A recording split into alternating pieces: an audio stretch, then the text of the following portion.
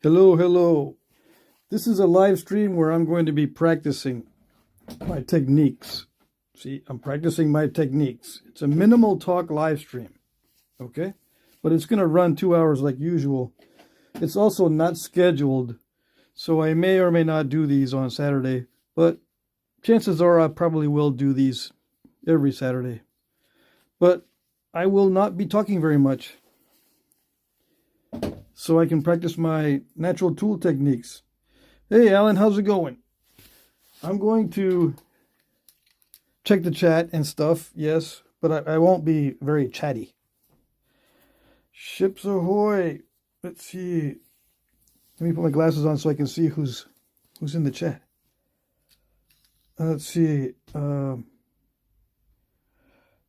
Trip on two heels. I don't think I've seen you in the chat before. Primitive Gentleman is here.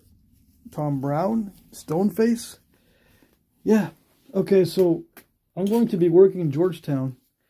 And these are some pieces that I had from yesterday. Or from the day before. I'm wondering if...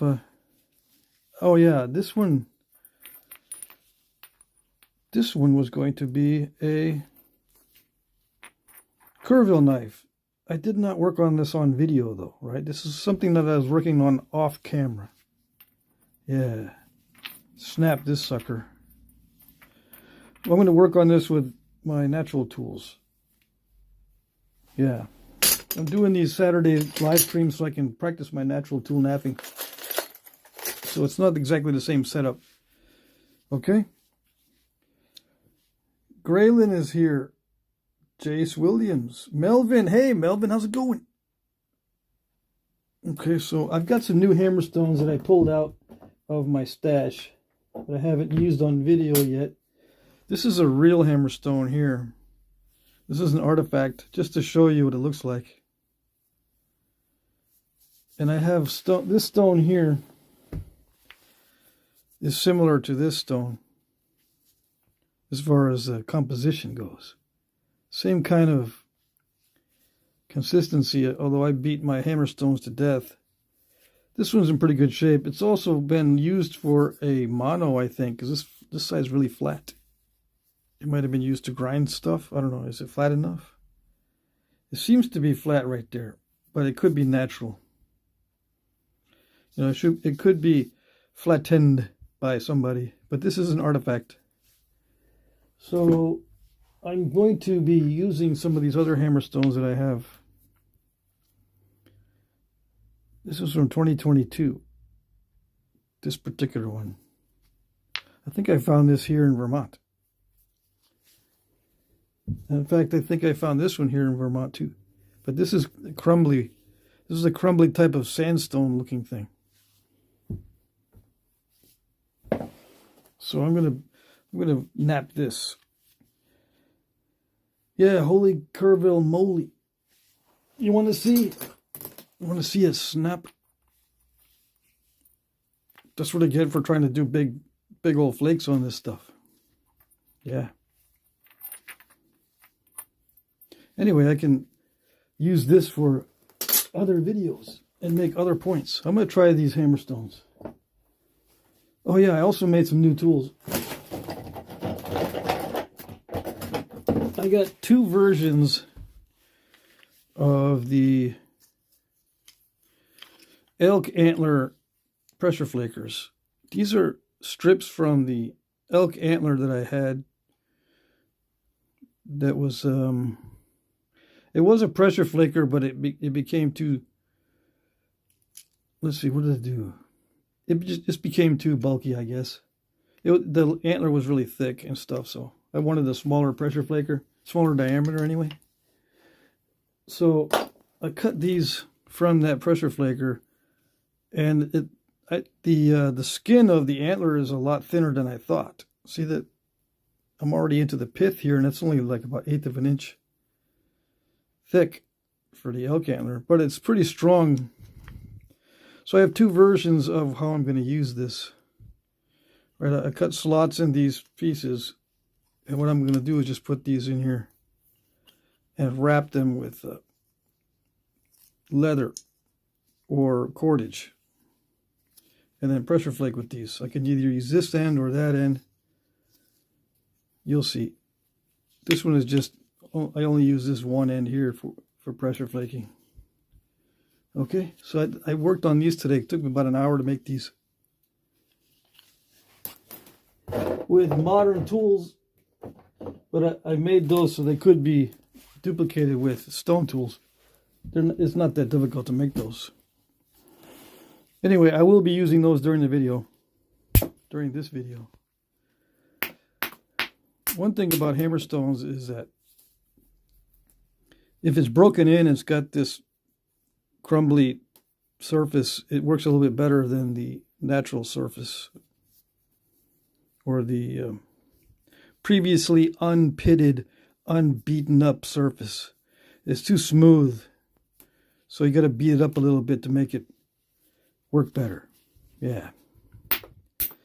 So what you can do is you can peck it on another stone for a while to break it in. That's what I did on that one. Okay, so this is a minimal talk, so I'm going to focus on practicing with these tools. Okay? All right.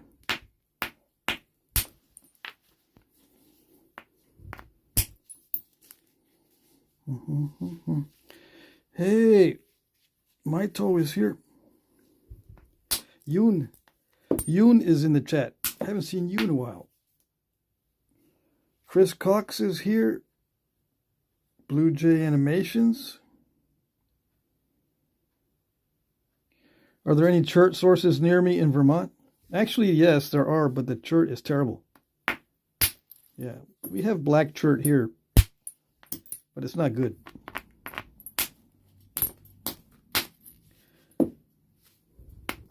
It reminds me a lot of the Big Fork chert that I was snapping a couple days ago or yesterday.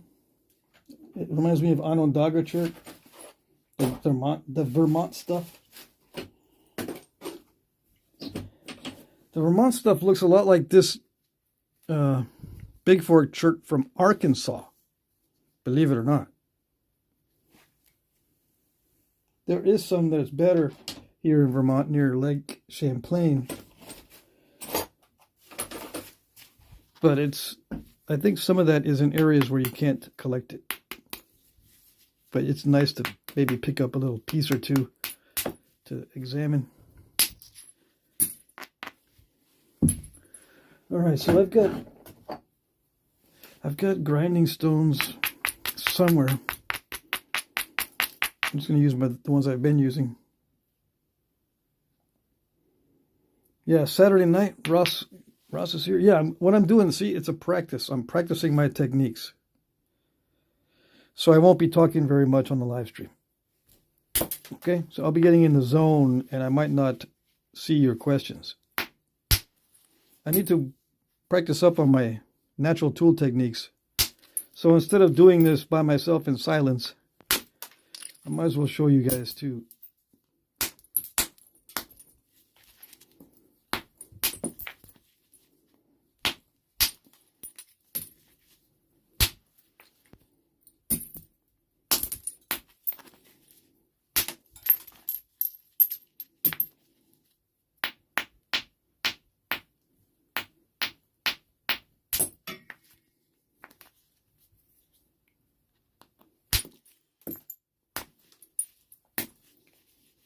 This is not an instructional video. This is just so I can practice, okay? It's a Georgetown flint.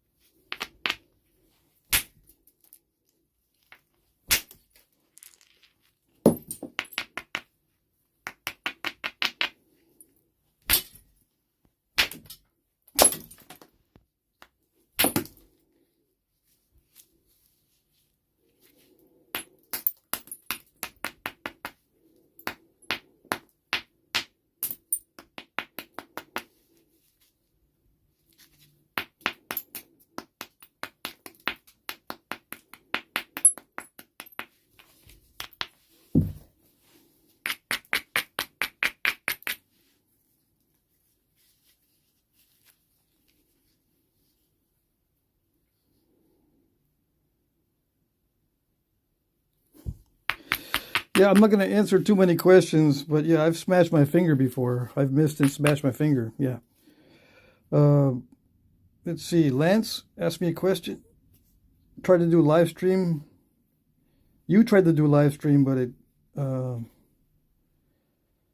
a tin roof and too loud in here. It rained all day. Okay. Yeah, I'm practicing my technique, as you can see by the sign here.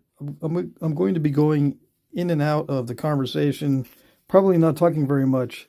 I'm having some struggles with certain things, and I'm going to be practicing, so I can't be talking and be effective at the same time. Okay?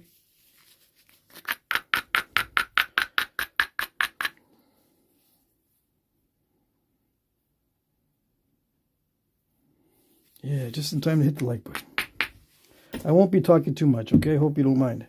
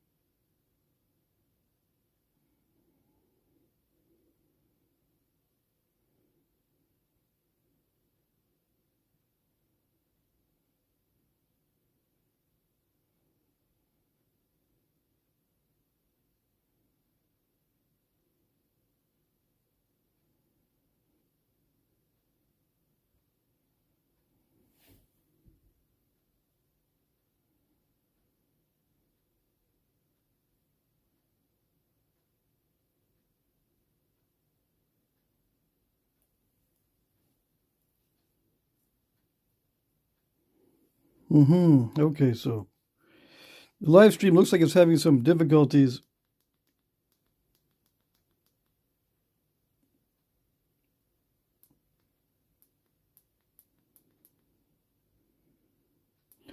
Yeah, I can only see the chat on the second phone. I can't see it on the first phone. Yeah, I'm napping Georgetown, but it doesn't really matter because I'm just practicing.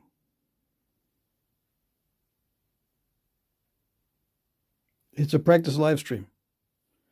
It's a non-scheduled live stream. But since I'm going to be practicing, I might as well show you guys. But there's trouble with the live stream. It's skipping and stuff, so I don't know. We'll just make do with what we got.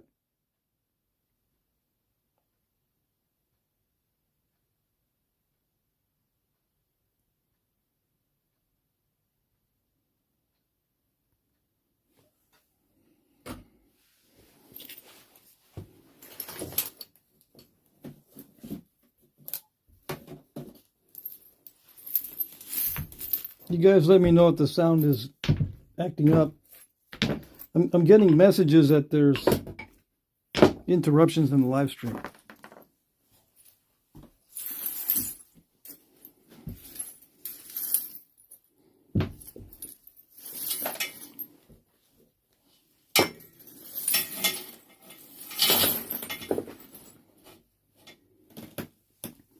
I'm going to be practicing my practice sessions on Saturday. I'm going to be live streaming my practice sessions on Saturday.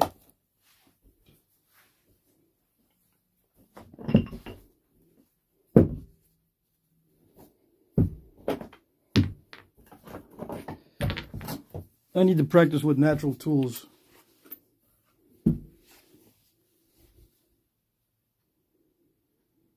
Sound is good. Stream looks good so far.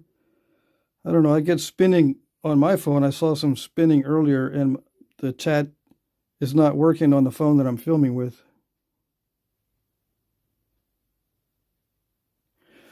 You guys can answer questions if you want.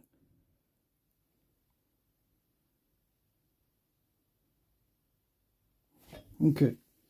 So yeah, I'm in the second stage now. I mean, I'm in the, not second stage, the harder stage now, thinning this even further.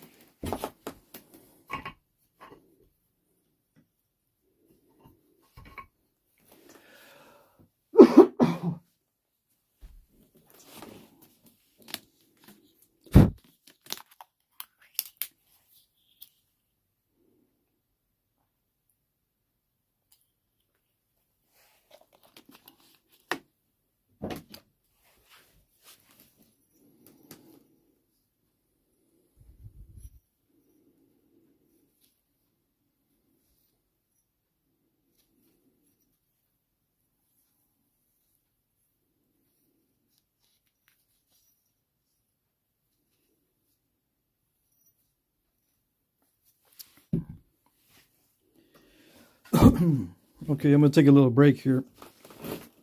Let's see. I think I saw a super chat. Let me see. Ellen Cole, $2 Saturday is overtime, so you deserve something. Awesome. Thank you, Gal. Thank you, Ellen. $2 super chat. Anything going on in the chat? Let's see. I'm not going to interact too much. If I see a question, I'll try to answer, but I'm not going to be chit-chatting too much. I got to practice my techniques. I got to practice my ways.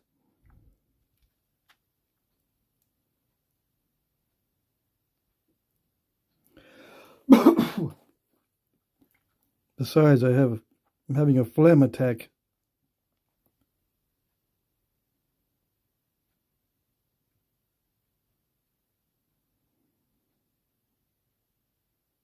I've got tools that look like some artifacts. I have one that's a hammerstone. I have a real hammerstone here. This is real, from Texas. Salamandra asked that question, right? Native indirect tool. Yeah, I'm going to start using some indirect tools soon, but I wanted to practice my billet techniques. I just want to show you this real hammerstone. I don't think you were here earlier. The one I've been using is this one here. This is a hard hammerstone. This one's softer. I've been using this side and that side, not anything on this side. So I use it like this and like this. And I've been abrading with this one here. I don't know what this is. It's some kind of sandstone, but it's nice and firm. It doesn't flake off easy.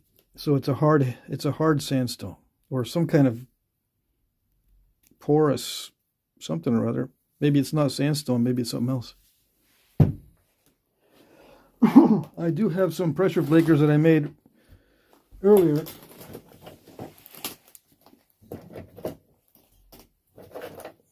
I will be trying these during this live stream. I've only been on for an hour, so I got an hour or an hour and a half left. I cut slots in these pieces of wood. These are green pieces of maple, I think. Anyway, this is elk antler cut with a bandsaw and sanded on a sander because I didn't want to take all day. And I used a hand saw, and just a regular pocket knife to make these grooves in these pieces. So, you know, there are two different versions of pressure flakers that I've seen in the archaeological record. Not exact copies. I'll let you know if it's an exact copy. These are just taken from eyewitness accounts and also some artifacts that are seen in the archaeological record. Okay, so I'm going to wrap these with cordage or leather. I'd probably knap one with leather, one with cordage. What's cool about this is you can save the handle for years and years, just replace the tips. And one small piece of antler can yield a bunch of these, you know, the elk antler. This is the skin of the elk antler. It's pithy on the inside, but this skin is pretty tough. And they use the outside of the elk antler for awls and needles and other tools as well. Tools for weaving baskets and all kinds of stuff. So there was already a technology on how to cut strips of these antlers out anyway, so I'm going to wrap this one with buckskin. See how that works. This is actually chamois leather, but it's going to simulate the buckskin, brain tan buckskin. Chamois leather is prepared in a similar way to brain tan.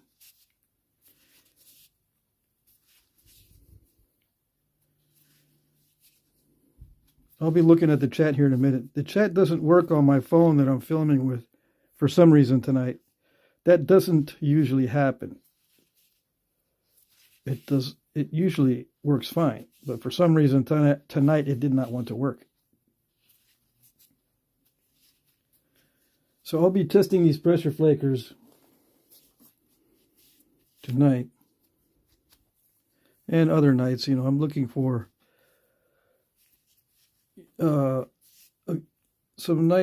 looking to make some nice composite tools.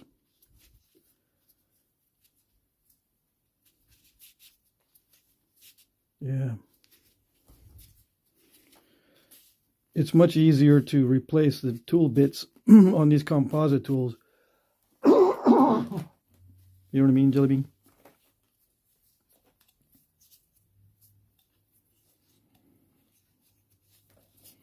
Because on these other ones,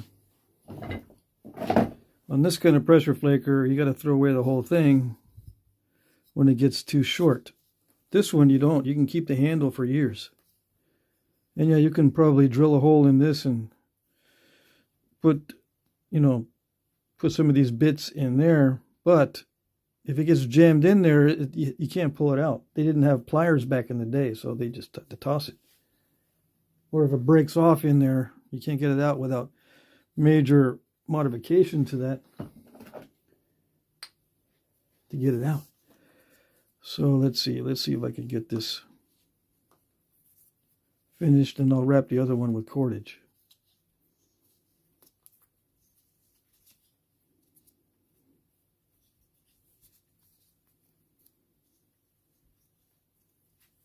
Which way are we going here?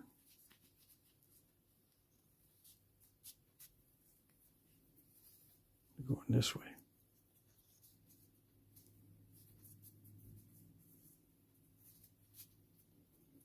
Yeah, and I'm going to go until I get tired, right? So I might be here for a few hours. I've already been on for an hour, so maybe at the most 2 more hours doing this. I really need to practice. I seriously need to practice my natural tool technique. I'll look at the chat in a minute. I'm not able to see the chat right now, so if there's stuff going on or if there's questions, I can't see them right now. I'm just messing with this, trying to pull it tight, but it's not very strong.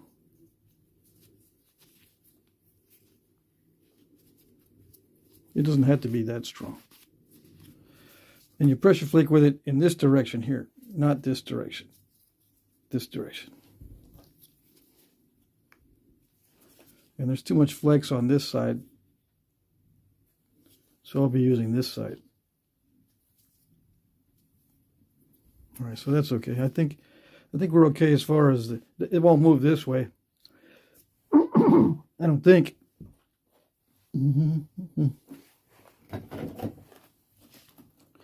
So I got some cordage for the other one.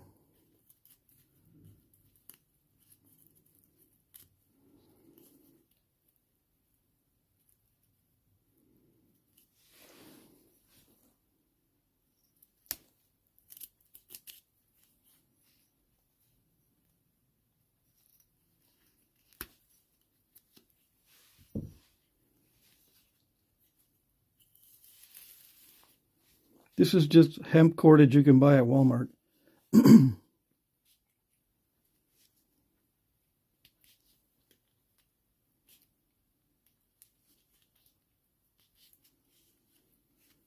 I didn't do this ahead of time because I wanted to show. Also, I was running out of time earlier. I'm going to make sure this is nice and tight because if not, it's not going to work right.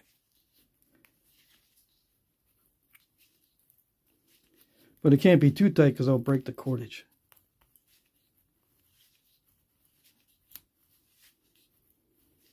Because I don't want it sliding off the front.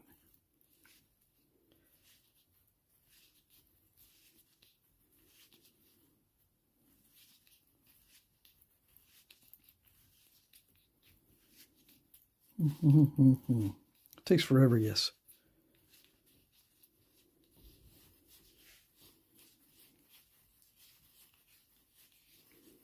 What I can do on this other side is just tuck it underneath the antler. Like that. See that?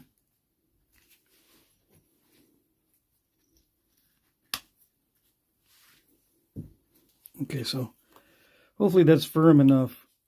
Yeah. I should put cut a little slot, that way I can easily tie this off, or easily just put it in the slot. Maybe stick a stick in here and do the same thing.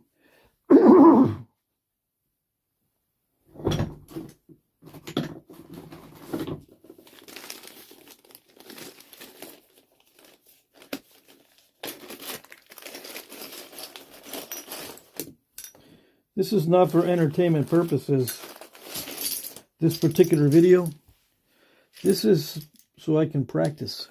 I'm doing this for practice. Okay?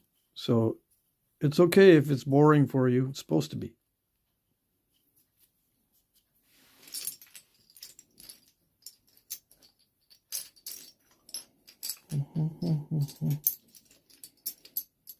I want to be able to tie this off quickly.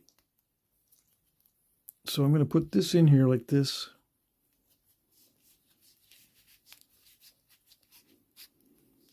And then I took the string behind this antler, or this piece of bone, instead of having to tie it off.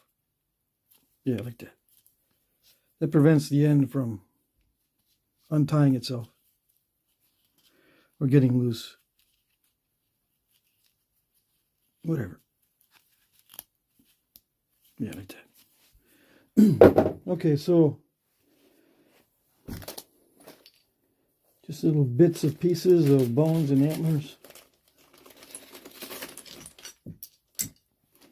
It takes a long time to cut these up with stone tools. So these are all cut with modern tools, but I can show you how to cut them with stone tools. It just takes forever until you get the hang of it, and then it doesn't take too long.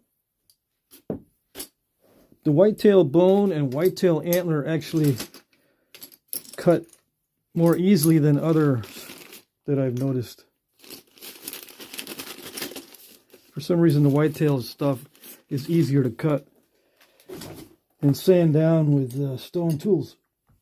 Okay, so these are going to be ready for a little bit later. I've already got my indirect percussion tools made. The mallet, my pressure flaker. It's made from axis deer. You can kind of tell by that vein hole. 2 pressure flakers. The pistol grip style and the regular style. And these composite tools, much more comfortable, and the tips are replaceable. But these are for fine work toward the end, to sharpen it up too. Anyways, let me check the chat. No, do not drop the phone.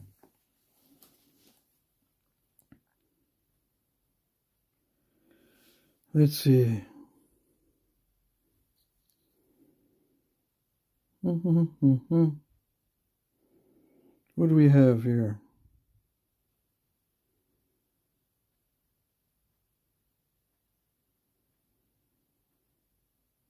I could even imagine that.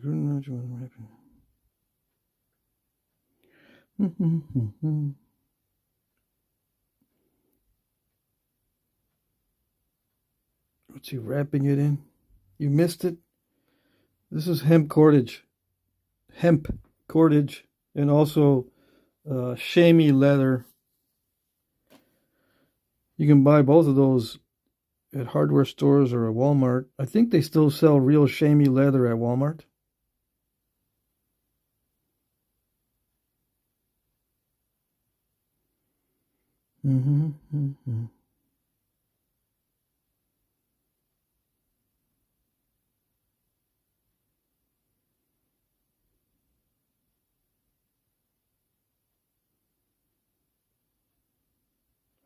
Interesting is interesting. These things, this stays in place with friction. That slot in the wood, when pushed up against the antler, it's friction fit.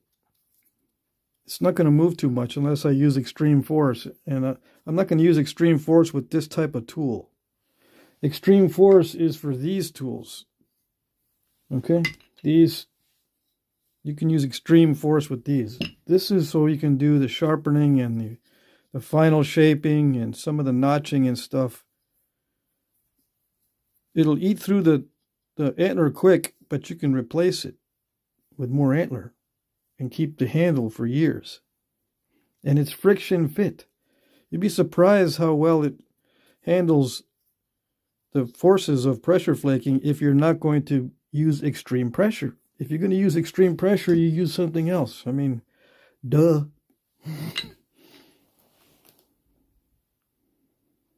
Let's see.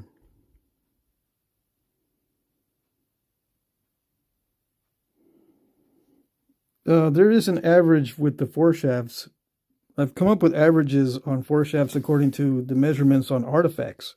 But back in the day, every tribe or every group of warriors had their own standards. And it depends on the animal you're hunting as well. So there is no one standard for all foreshafts. It depends on what tribe you're talking about. And we don't know what their standards were. It depends on the animal you're hunting, including humans. There's different types of weapons and foreshaft sizes for people compared to bears, compared to fish. Okay? There's no one size fits all, but I did have some averages calculated, and the diameter of the foreshaft averages between 12 and 14 millimeters wide, something like that, from the artifacts in the archaeological record. But the ones we have in the archaeological record, you know already that it's only like 1/10 of 1% of what they used, because the wood does not preserve well as far as artifacts go. But everybody knows this. Okay.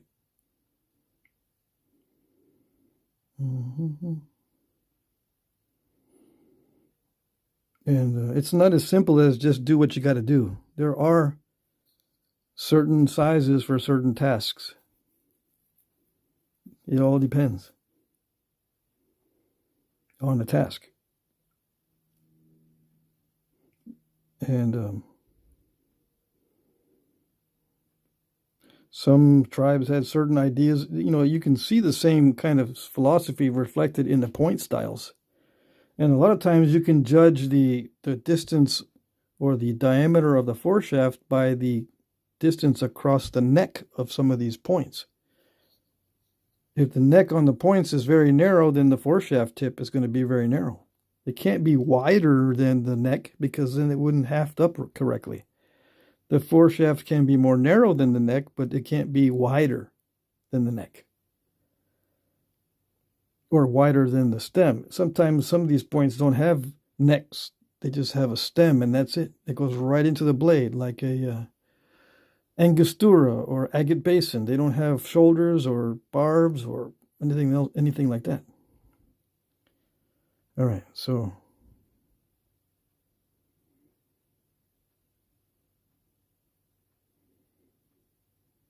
I'm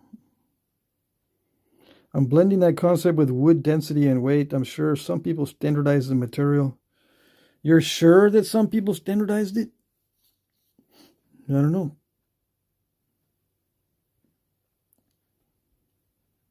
We can't be sure of anything, but we can guesstimate.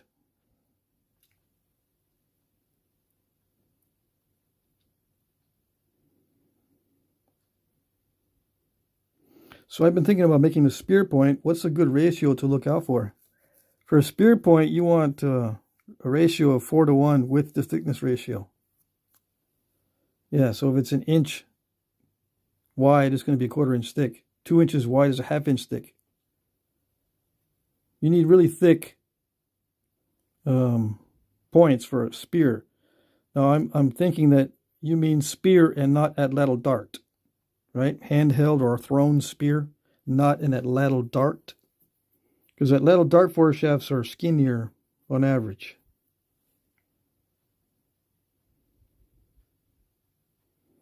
And which means that the points can't be too fat because they won't fit on the foreshaft. You got to be thinner.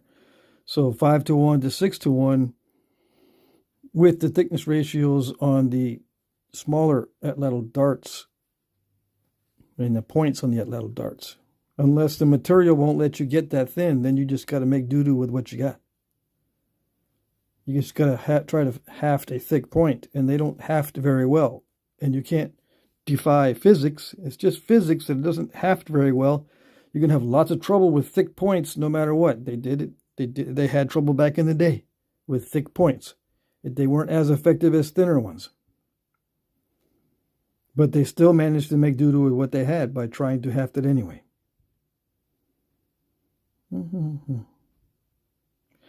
Attorney Bailey says, I was also thinking about density and weight. New to this, studying it, and it is a science. Well, it can be a science if you're talking about experimental archaeology. Regular archaeology is, it's not really a science. The experimental part is.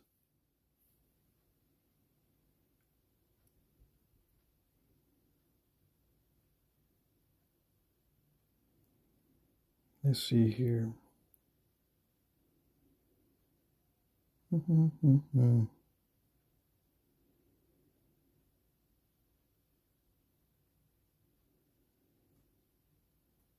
Yeah, I got a bunch of notes on this kind of stuff. Do I have it with me? I think you've seen my notes before. I try to let's see. I try to keep notes, right? Let's see.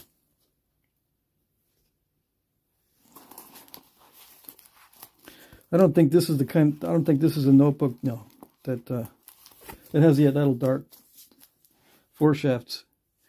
No, that's something else entirely. Okay, so let me get back to this. I really don't want to get back into it, but I've got to practice all my techniques, the billets, the indirect percussion, the pressure flaking, everything.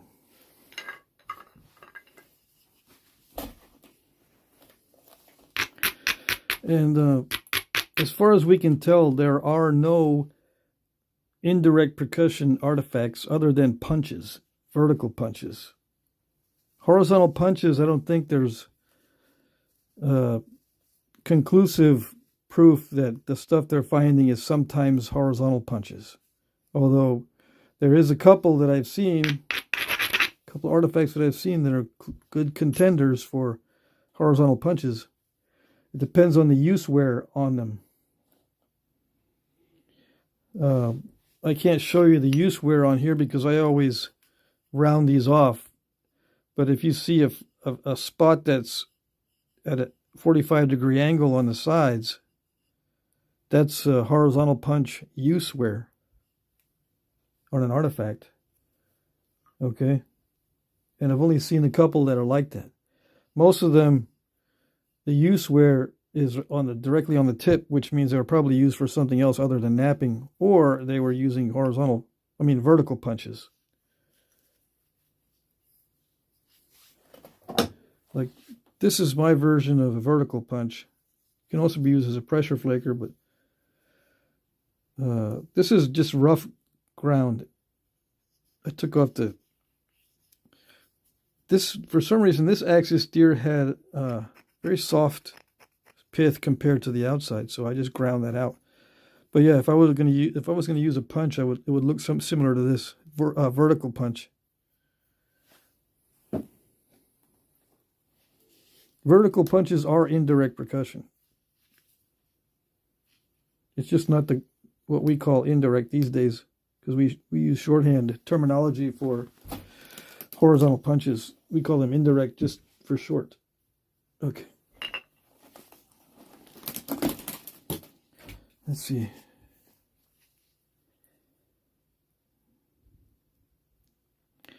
Tommy Taylor, $5 super chat. Thank you, thank you.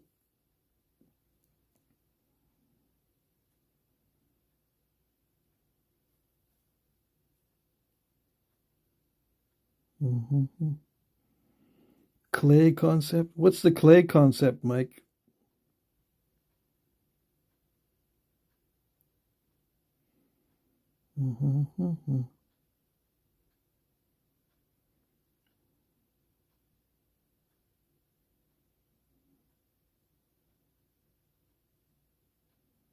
Hey, Marty's here. Yeah, I'm just doing a practice session, so instead of just practicing alone by myself, I'm live streaming it. But it's not going to be entertaining at all, because I'm going to break stuff on purpose just to see the limits of what this stuff can do. For example, and I'll take extra time abrading or extra time pressure flaking, or I'll be persnickety here and there, or I'll be chaotic. It's not for performance art today.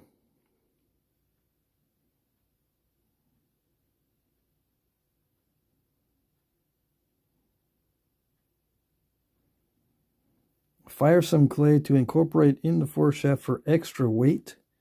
You just, in the archaeological record, to increase the weight of the foreshaft, you make it longer. That's what they used to do. If you wanted to increase the weight of the foreshaft, you just make it longer. And yeah, it messes with the dynamic spine, but they're shooting at close ranges, so you're not too worried about it. A lot of it back in the day was also just eyeballed and estimated. They would weigh it with their hands, weigh different things with their hands, and if it seemed right, if it felt right, it was right. And if not, they would just, shoot it and see if it worked. If it worked good enough, they would use it. I mean, we know all this from Ishi the Indian. If you study Ishi the Indian and his techniques, you'll get the hang of how they used to do it, at least in that part of the world. Now, he didn't use any clay as a added weight, that's for sure. If that's what that means, I'm not sure. Maybe I misinterpret.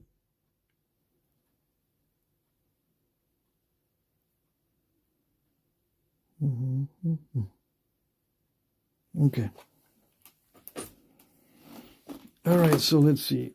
I'm just going to try to make this thinner. There reaches a point where there's diminishing return. You reach a point sometimes that when there's diminishing return, and it's not really worth it to go thinner.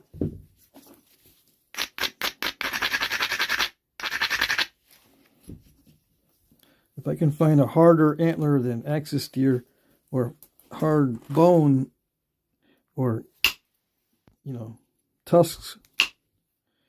I've got some wild boar tusks. I just don't know where they went. If I find them, I might start using those for indirect percussion. I get a feeling they're kind of brittle though. But I won't know until I try it. They seem kind of brittle when was looking at them.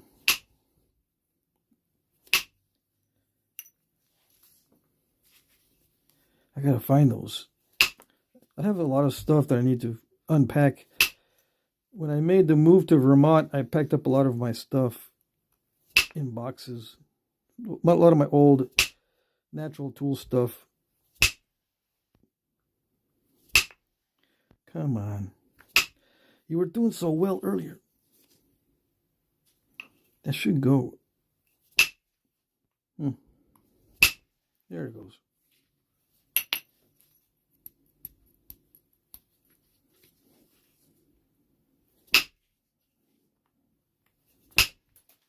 Yeah, this axis steer is hard, but it's not quite hard enough to do what I want.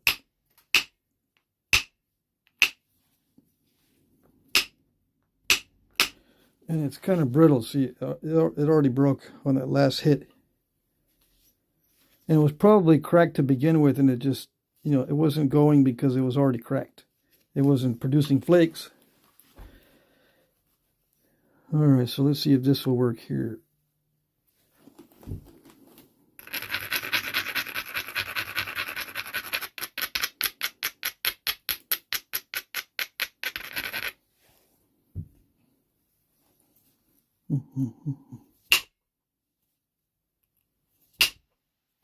Yes.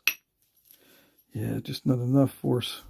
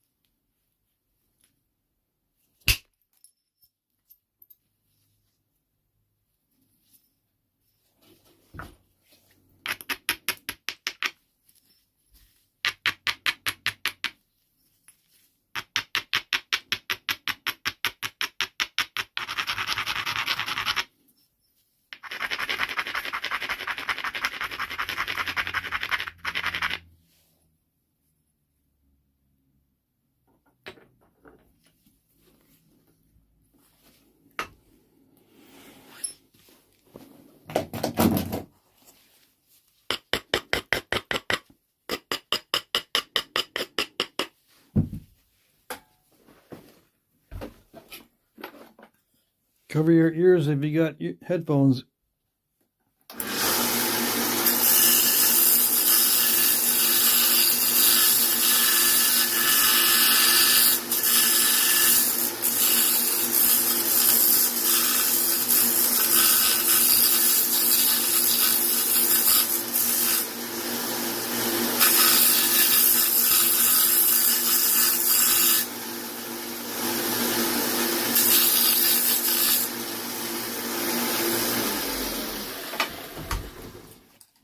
I don't know why I said cover your ears. I should have said just watch your ears if you have headphones when I use that equipment, right? That's one thing I need to do is I need to try to listen to these live streams with headphones and see what the audio is like.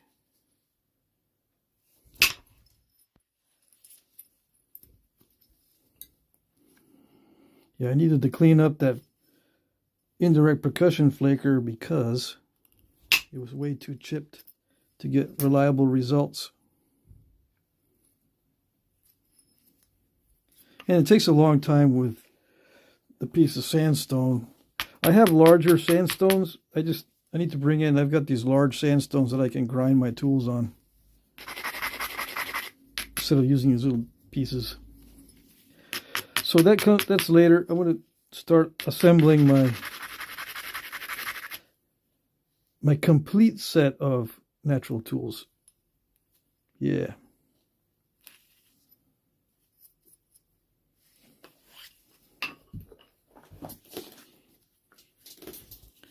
One thing good about Vermont is it's got lots of sandstone and hammerstone. I mean, stones that are good for grinding and hammering.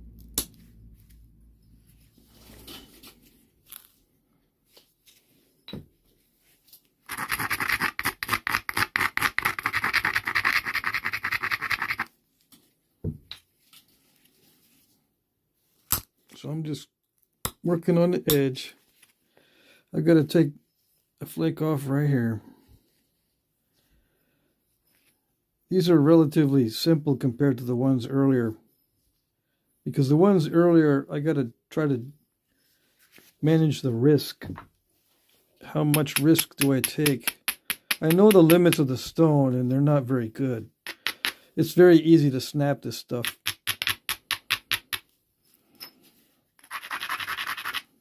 So there's that. So I got to take a flake in through here to get rid of this, that lump, and you know, flakes in various areas. Get rid of lumps.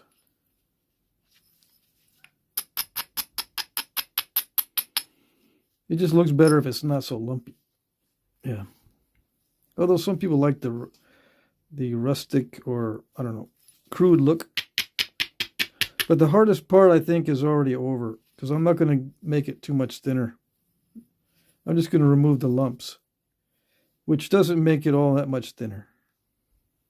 Just in those spots. The overall thinness is there. And it's going to be probably the same until I finish. You know, all the way through until I finish, it's going to be the same general thickness.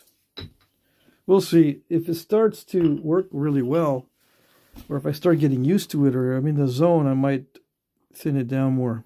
Who knows? Yeah, if it starts doing that and cooperating, I might thin it down a little bit more.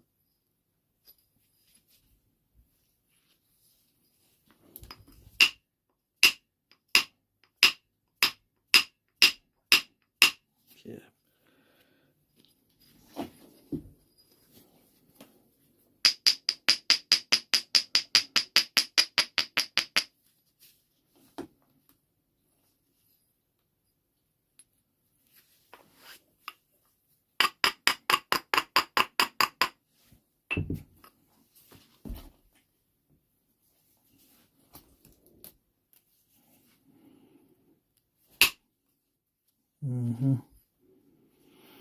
Yeah, it's not good.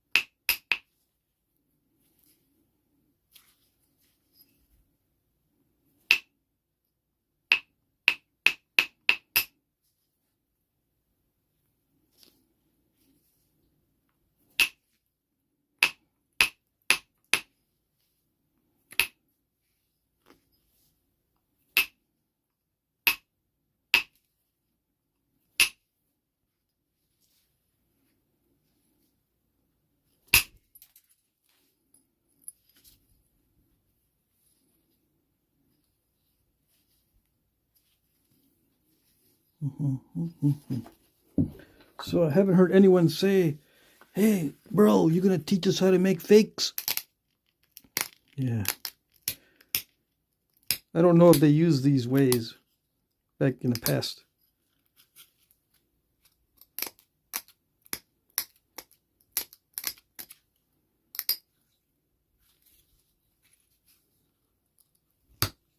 We can only speculate.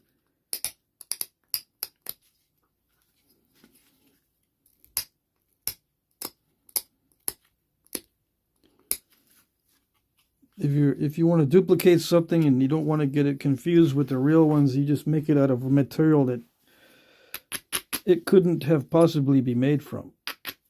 Yeah. Or you make art points that are similar to the ones you're trying to replicate.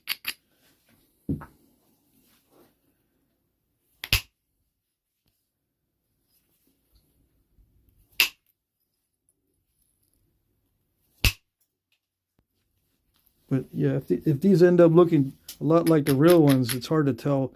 If you use natural tools, it's hard to tell the difference. But I got all these on video, so we can see how I made these. And we can see that I did make them. And then we got a record of it.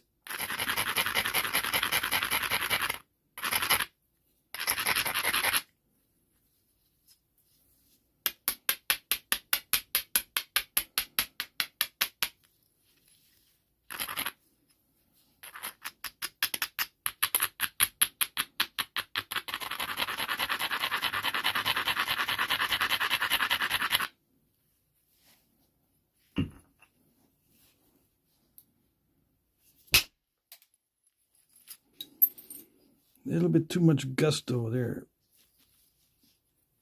But I didn't want to underpower the shot.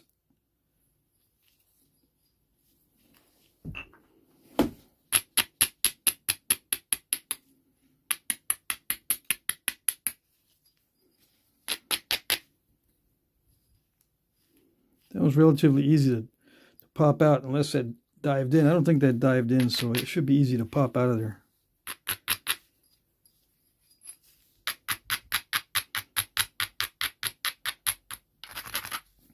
The edges are getting thin though, so they're a little bit more difficult to work with as we go along.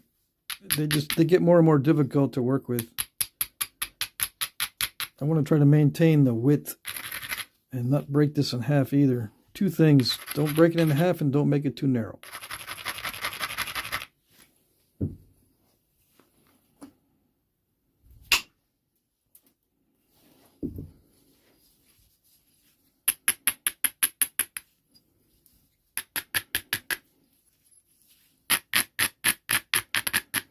That one I held back on the force and it didn't reach.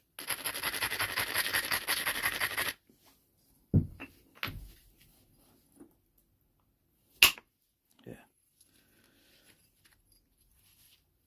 Popped it out. Could have done that with pressure too, but it's so much less stressful and less strain if I do it with indirect percussion.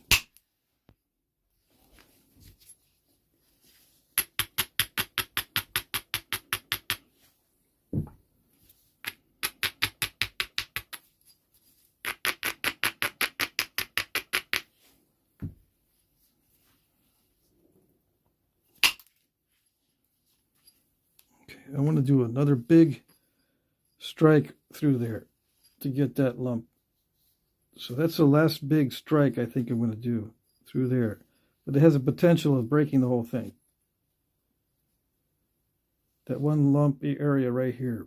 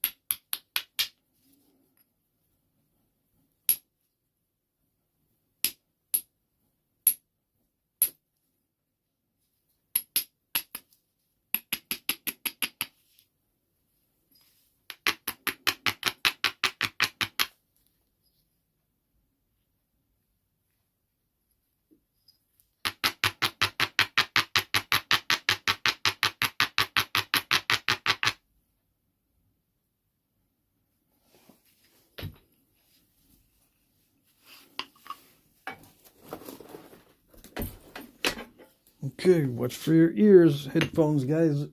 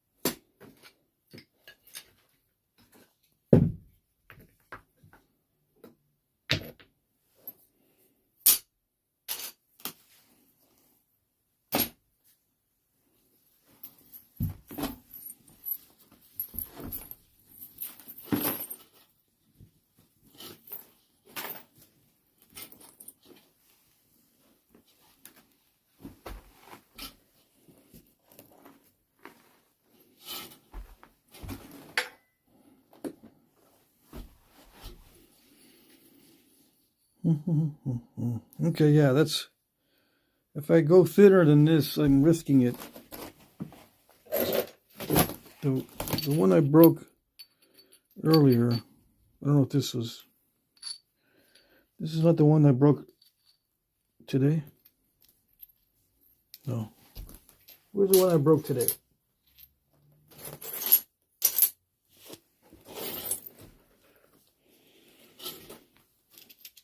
Anyways, yeah, that's pretty thin. Yeah. I'm right at the point where I could break it by accident. Yeah. So that's the limit for me at this skill level as far as thinness goes. Yeah. Let's see. Now it fits in the haft, right? Better. Yes. Yeah, it will fit. Yeah. Won't fit this one though, right? Gotta be a little bit thinner for this one.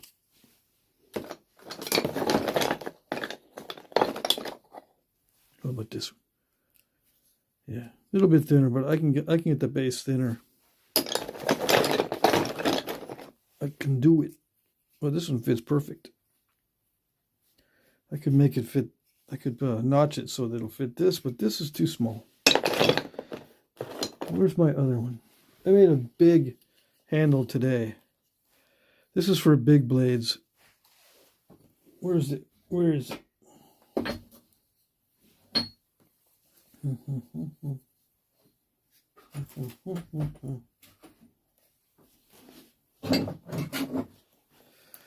Here's a bigger blade. I made this for a blade like this. Lots of glue and some wrapping. But I'm not going to put this in a haft. I'm just going to finish this out off camera and offer it in the auction. It's amoeba shirt, but I used it as a pattern to make this handle, just for the thickness of it and the width, of course. Yeah.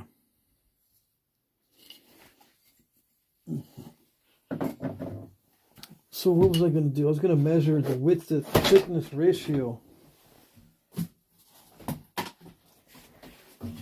But back in the day, they would just use their foreshafts and their notches in the foreshafts as gauges on the thickness.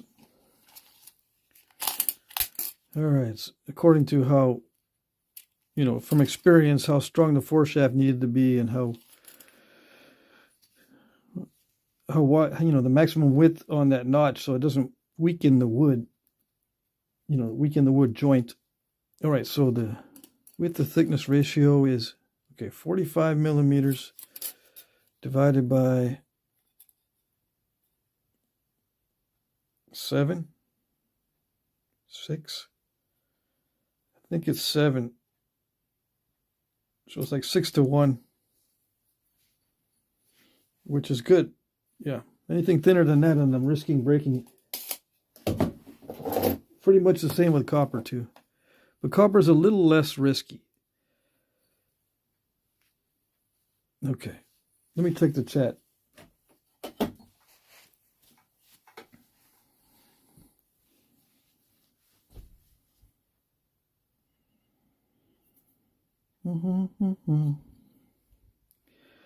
Let's see.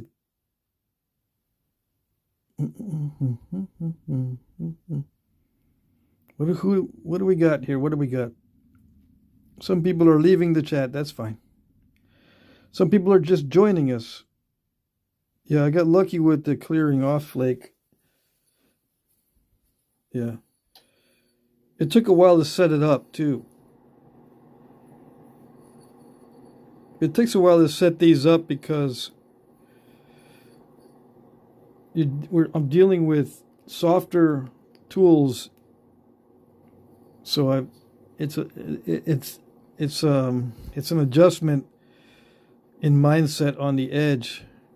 It's got to be in that very tight Goldilocks zone where it can't be too dull or too sharp.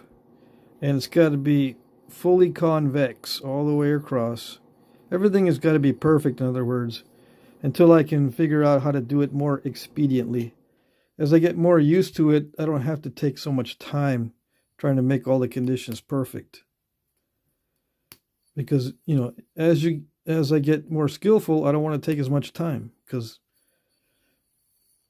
that's one of the advantages of practice. You can make more of these in shorter amounts of time. Back in the day, that was what you would want to do anyway. The goal is to make a lot of these, not just pretty ones.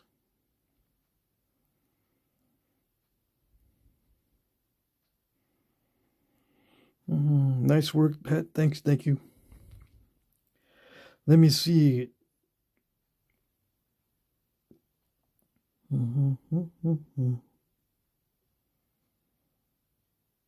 Mr. Jim is leaving. Good night, Jim. Let me see. Talking about stuff.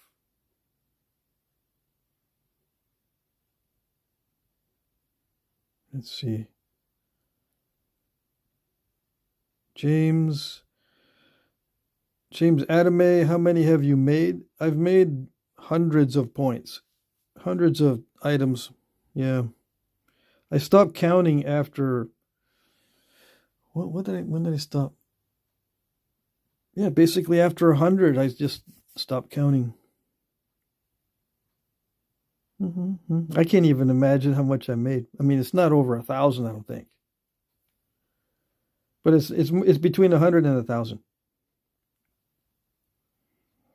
I would need to make 3 a day for a year solid with no breaks to make 1,000.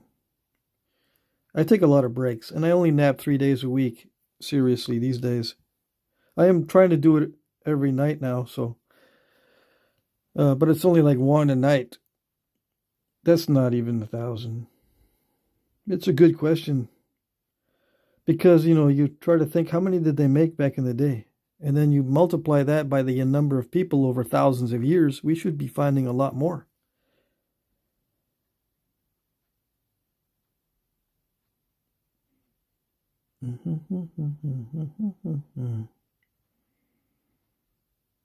Yeah, today is an unscheduled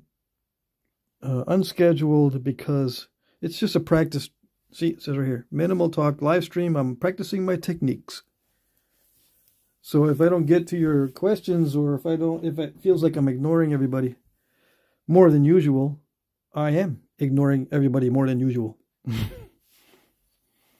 I'm trying to practice my natural tool techniques. And instead of just practicing by myself, I'm live streaming it. But it's going to be different because sometimes I'll make stuff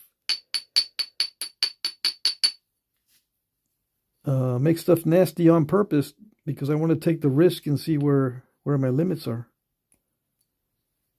But this time I was hoping to get it nice and tapered.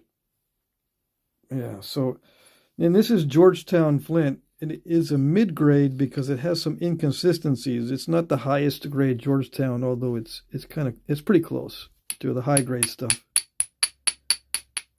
It does nap relatively easily, especially with the pressure flaking. Percussion is kind of dicey. It can snap in half. All right, so let's get to pressure flaking. This might be boring for many of you because it's going to go slow. And then for the persnickety stuff, I'm going to use my new pressure flakers. Let's see how it goes on the tip. Hold on. Now that I'm here, I might as well try it. This is elk antler, and it should work pretty good on the tip, except it's not sharp enough.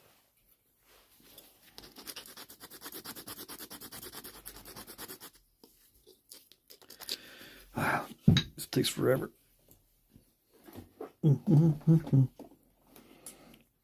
Machine noise warning.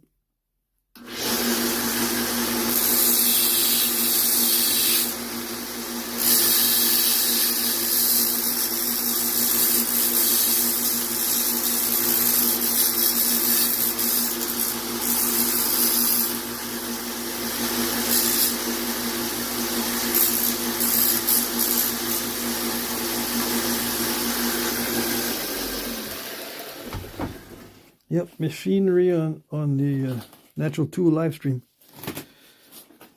But it takes forever if I don't use the machine. Yeah. This is turning out to be a good abrading stone on this Georgetown. It does depend on the material.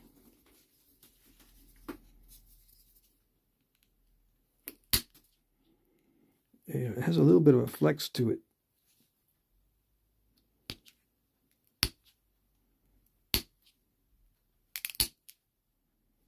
Yeah, nice and snappy.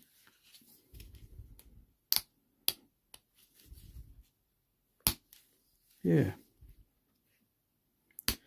And this is going to be used just for tips and for final sharpening. I'm not going to abuse it down here on these thick areas.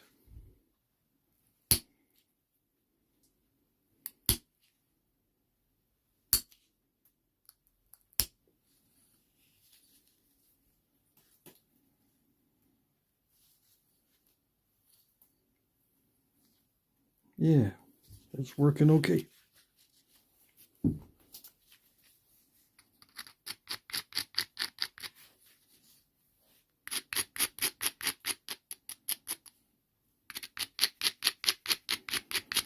I'm going to dull it before I can sharpen it. Yeah.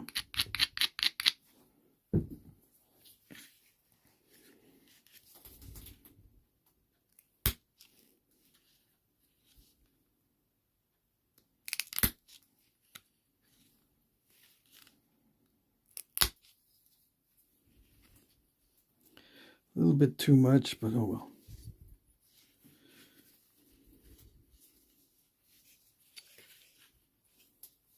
It's working well. I lose a lot of the edge.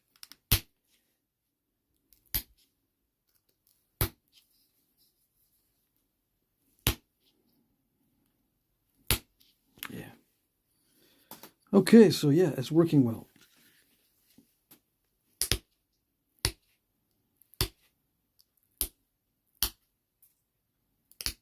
I think I can feel a slight flexing, which does help sometimes. A slight flex in the pressure flaker does help sometimes. Depends on the material. The higher grade materials respond better to the flexible pressure flakers. I don't know. It's hard to say. There's no general rule.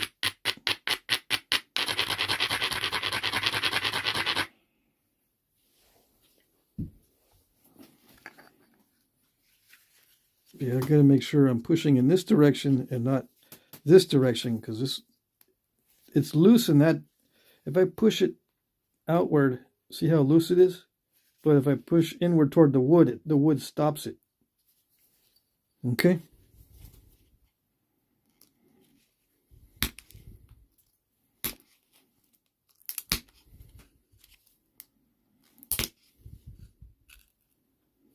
I'm trying to get a good flake to get in there and get rid of that step fracture, but I was not able to get a long flake. It's all right. See, I can get a long flake on that side. Yeah, it all depends on the abrading and the convexity and following a ridge too. This followed a ridge, so probably easier that way. The edge is a little bit wonky here. It's not perfectly straight, but they're not perfectly straight on the artifacts. The edges.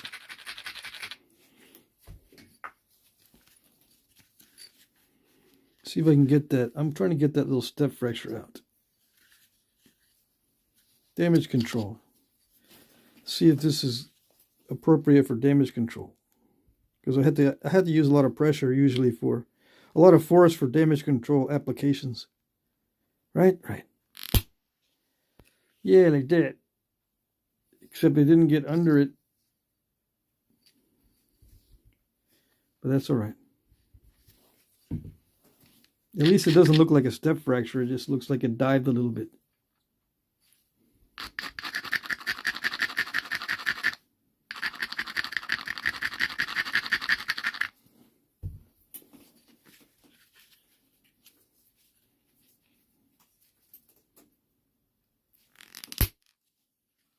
Yeah, like that.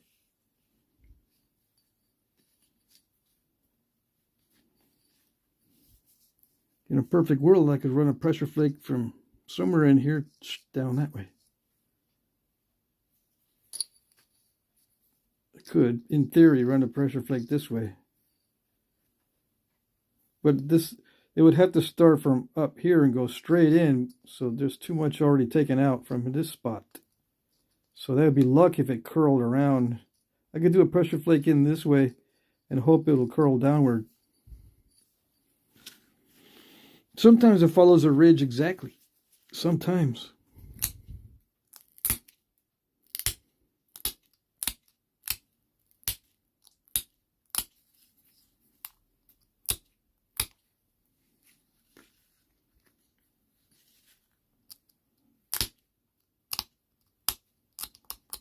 Even if the ridge is curved, sometimes it'll follow it.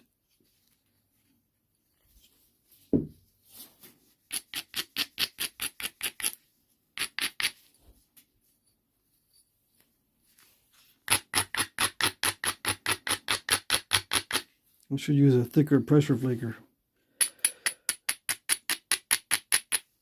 Yeah, or indirect percussion.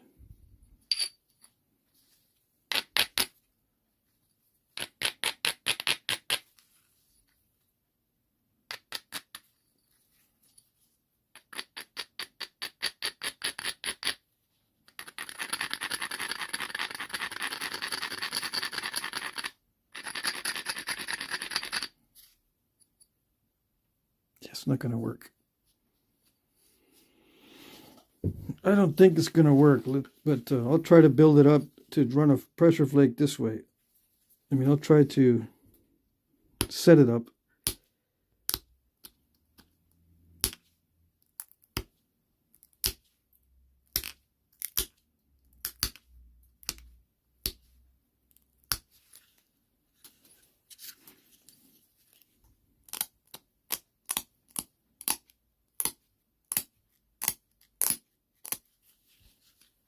I have to take back the whole edge, or it looks funny if I don't.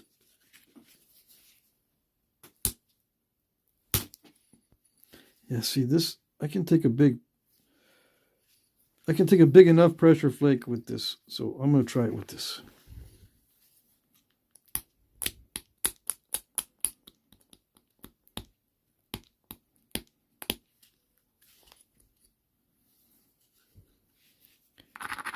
Probably not going to go, but we're going to try it anyways.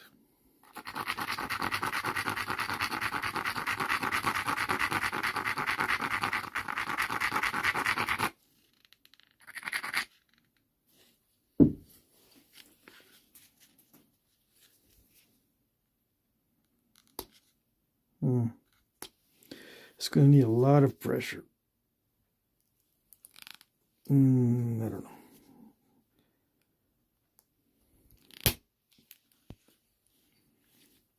It did curve a little bit, see that? It just didn't follow it exactly. It did curve downward though. But that's as close as I'm going to get. Yeah.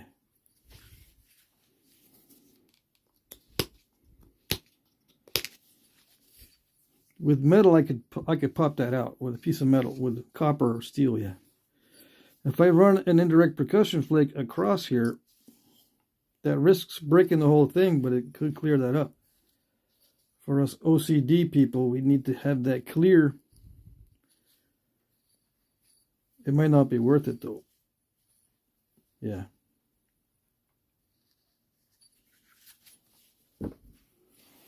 I'm right on the edge of breaking it.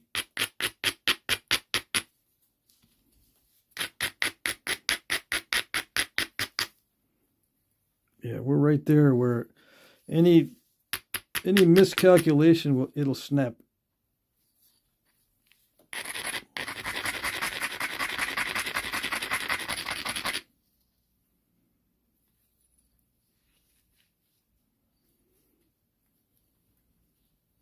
I am going to try a percussion flake. It might not go far enough to clear up everything, but I see. Well, let's see. Is that a lump? Yeah, that is a lump there. Let's see. Might do it.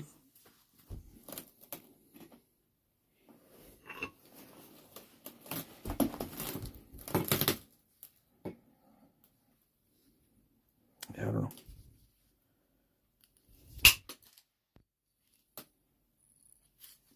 It didn't go far enough.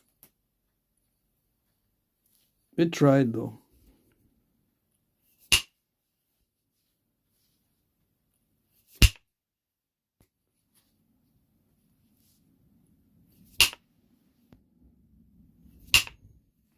What am I doing?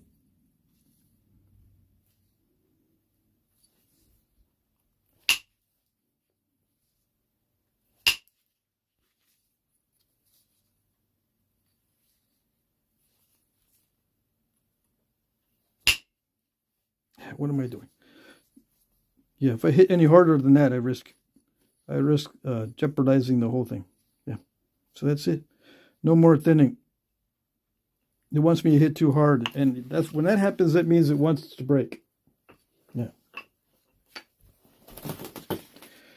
All right, so we just go into boring pressure flaking.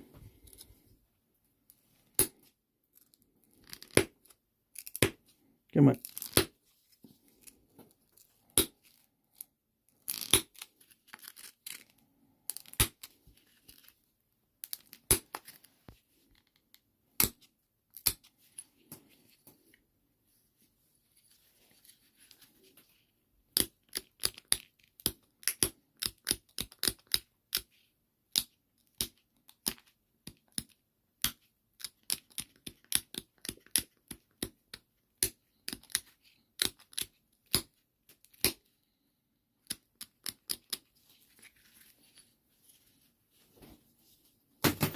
Let's see. Where's the other one? Is this one thicker? Yeah, this one's the one I've been using. That one looks a little bit thicker. Let's see if I can do a good pressure flake with this one. I'm gonna try to run that ridge here.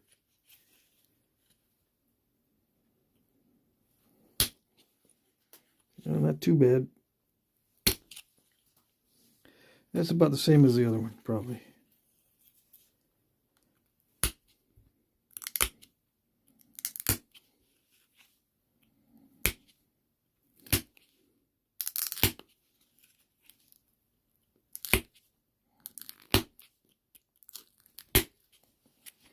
Yeah, I can get some leverage with this one.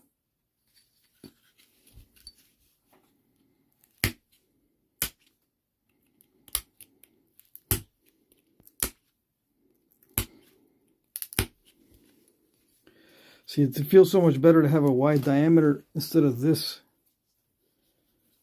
See how difference in diameters? It's so much easier to hold on to this one.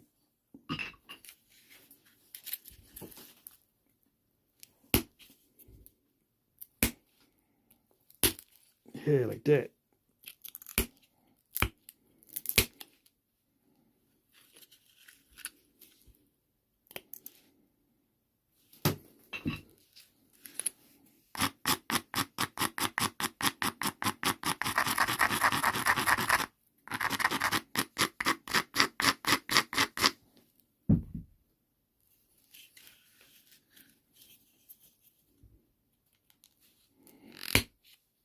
No.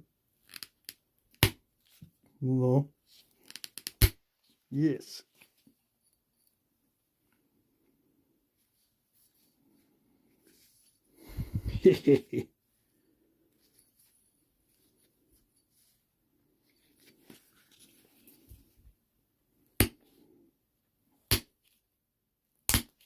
Yes.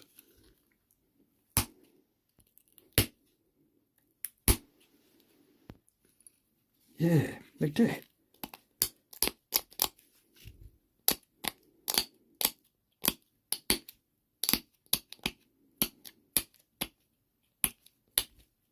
I'll have it wrapped better tomorrow with a full batch of thread down the whole thing, or maybe just two wrappings.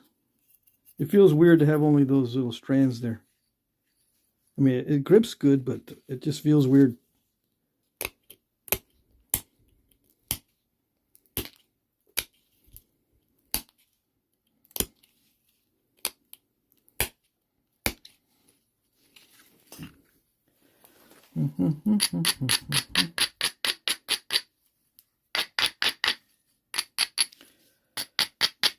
Yeah, we lost a lot of viewers now that I'm pressure flaking. That's what happens at Knappings.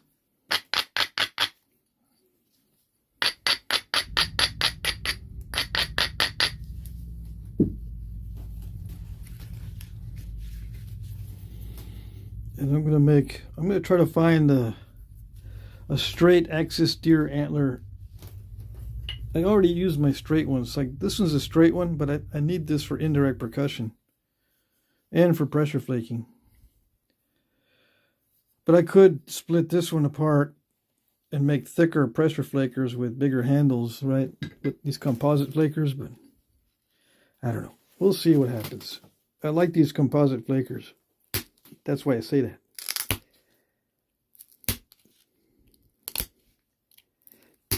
Anything to make my job easier. It makes the flint knapping not so tedious.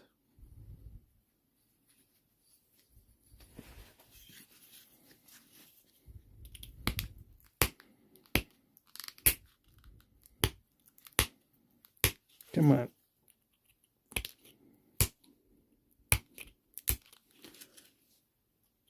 I gotta move the edge that way.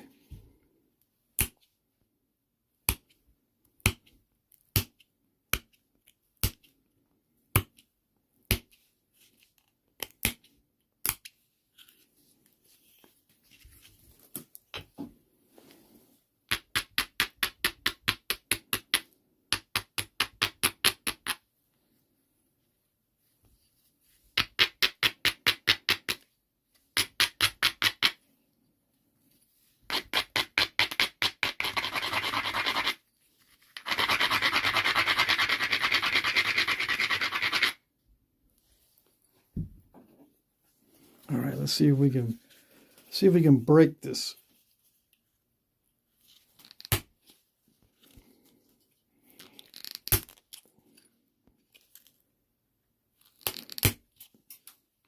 It's not breaking. That's good. I'm using a lot of force.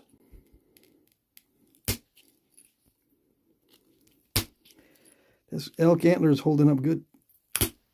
So far, so good. Yeah.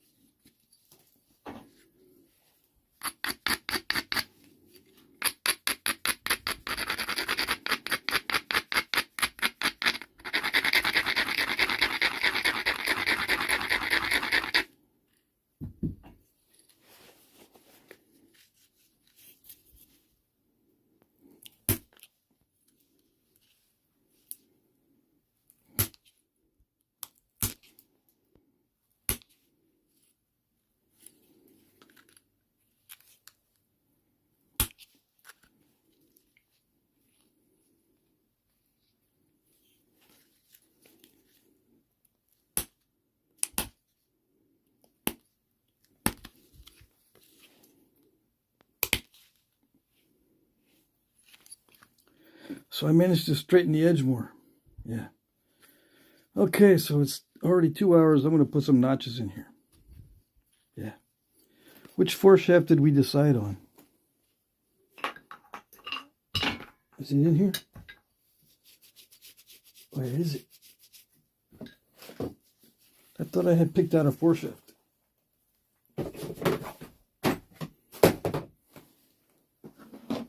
Was it this one? No. Oh, I know why, because it was too thick earlier. Yes or no?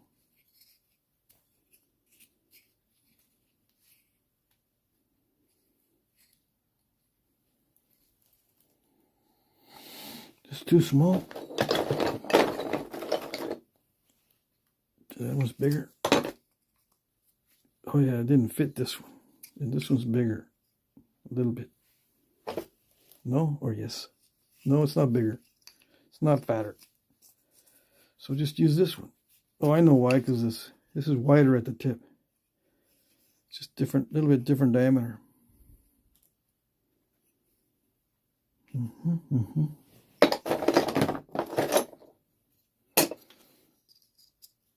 Make a knife out of it. Yeah, we can make a knife blade.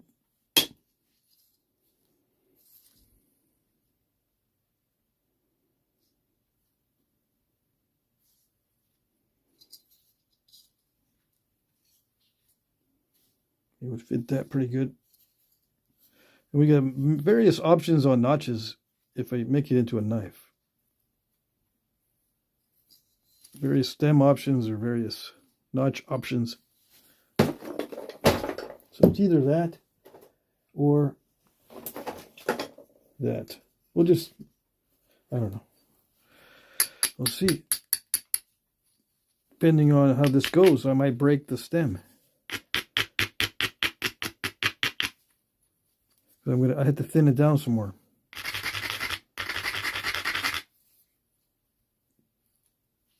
Well, I don't have to. It'd be nice if I could try to fit it into this one. No, which one? I kind of like this one. So if I could fit it in this, that'd be nice. It won't take much.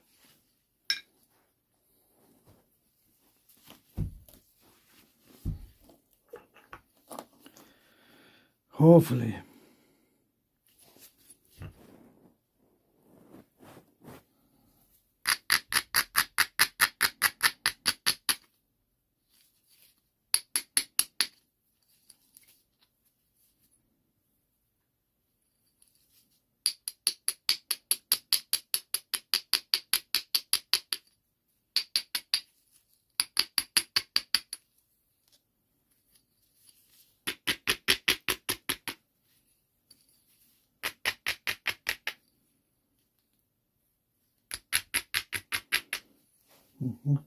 Yep.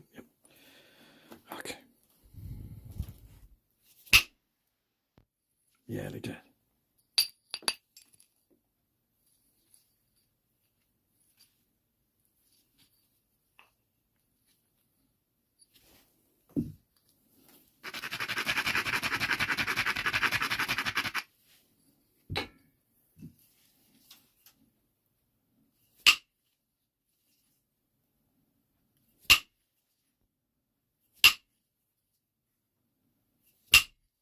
It's going to want to do what it did the other day.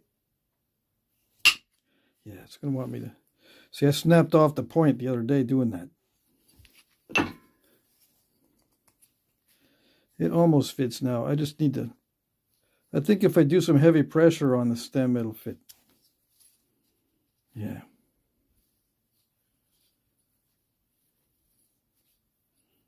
If I start doing indirect percussion on here, it'll snap. Or there's too much risk. Yeah.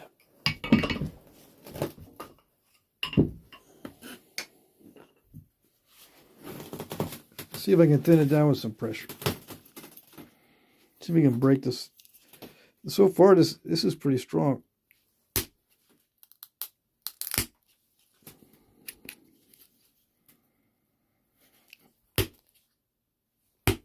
Oh, come on.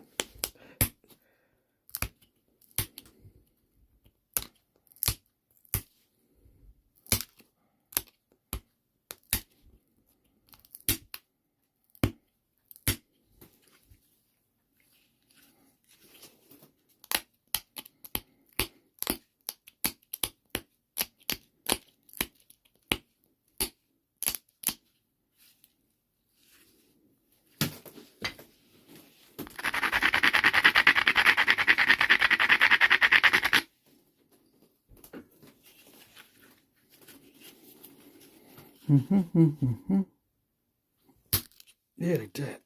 Okay.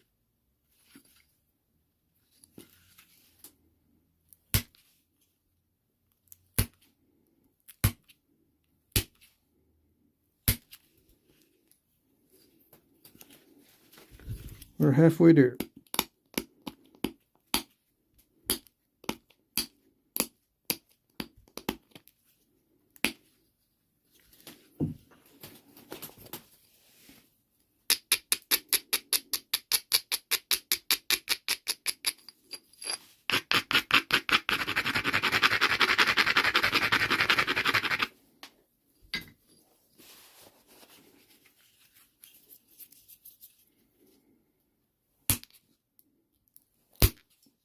Yeah, like that. No, not like that. Yeah, like that.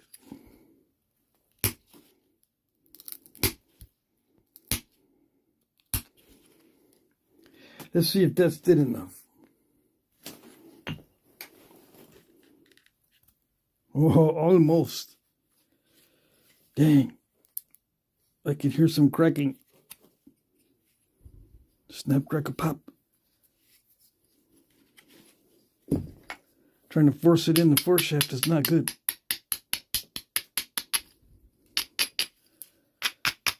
I could hear some of the wood splitting.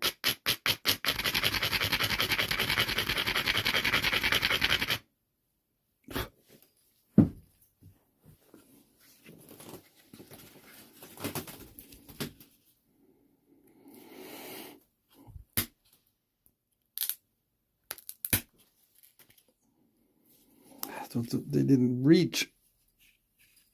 There's no reach on these.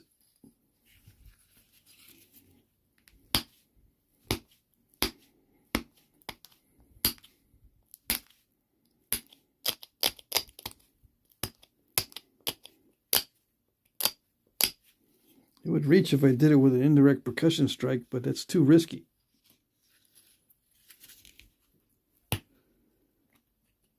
Way too risky.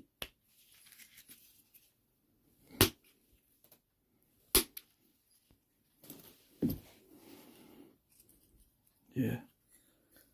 It's still too thick, and if I hit it with an indirect percussion strike, it's got to be very, very, very perfect, so it doesn't cause too much stress.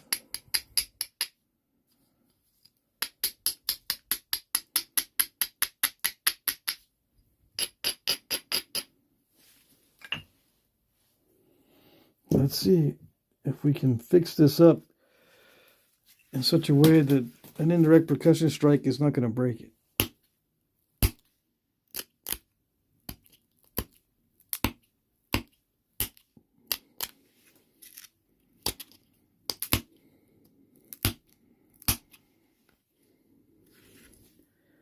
I might be asking too much. It's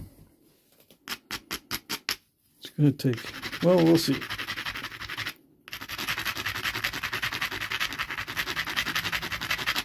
I'm going to hit it with less force than I think it needs, and much less force than it needs to break.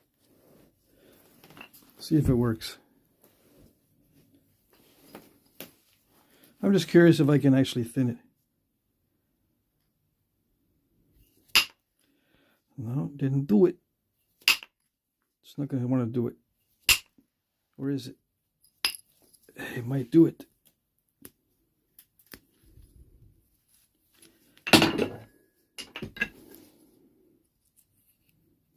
Yeah. Okay. Yeah, no cracking, no splitting, no nothing. I like it. It did it. Okay. Note to self. Make sure not to forget the perfect edge. And then the self goes, what perfect edge? I don't remember. Yeah, that's what I thought. Don't remember how to do the perfect edge. So, notches, yeah. Easy peasy notches, of course. I'm not going to do complicated, not going to do complicated notches.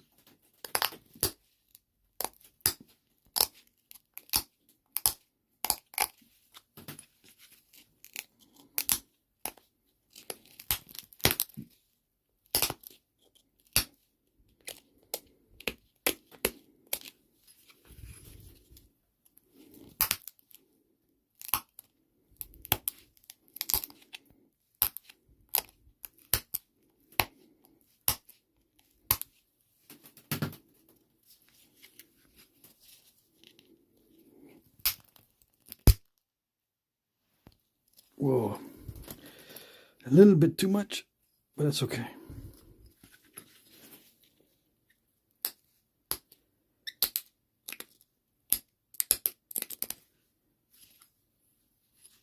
I wanted a nice pop out, so I did a little bit extra pressure just for good measure, but it's not a good idea. So don't try that at home, boys and girls.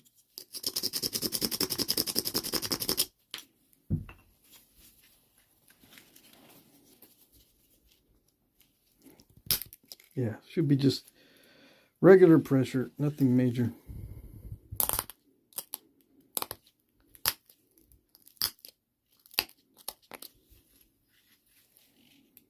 It doesn't even need to be that deep.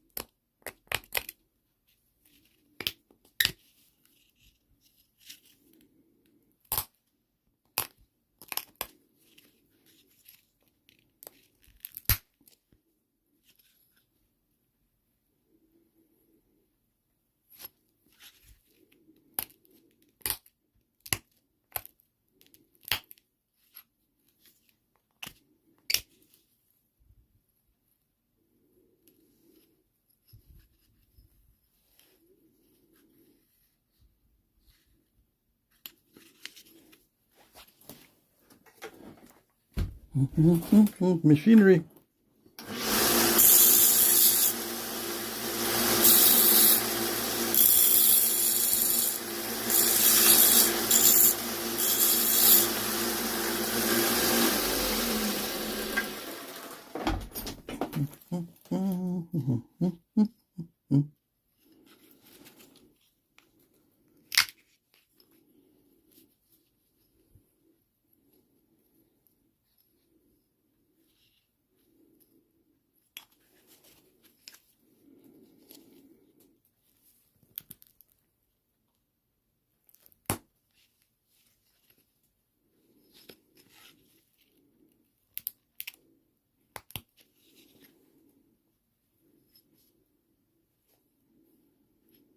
I think that's it. If I push any harder, I'm taking a big risk. I could probably push a little bit harder, but I'm not going to. And I could probably also do a vertical punch. You know, I could do this. But that's risky too. I've blown tips off by punching down here, so I'm not gonna do it. Nope. All right. Let's sharpen this up a little bit more. Yes.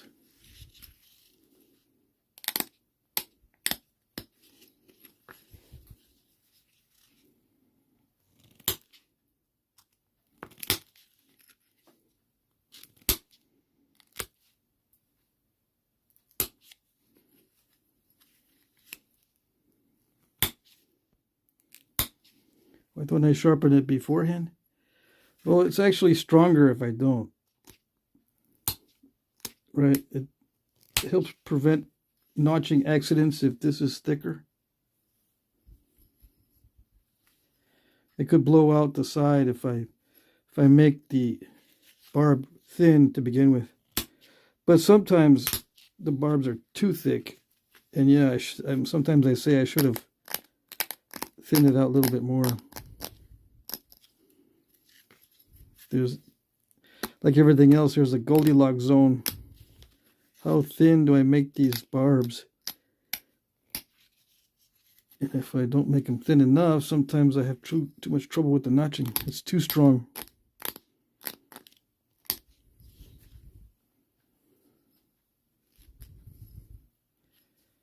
Yeah. It can use a little bit more sharpening. Especially right here. So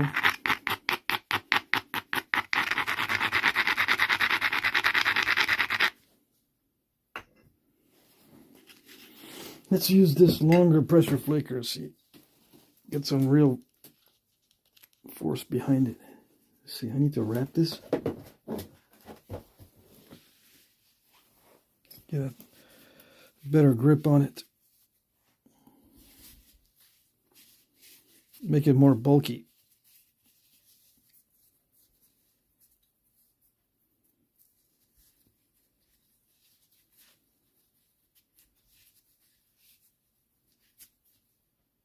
Come on.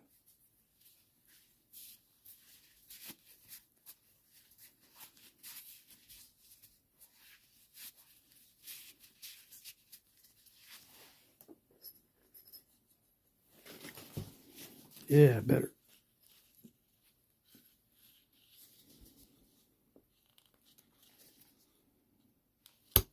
No.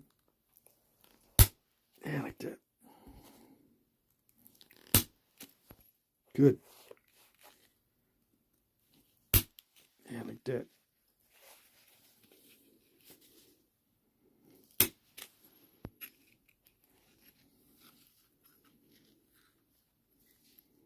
Okay, 1, 2, 3, 4.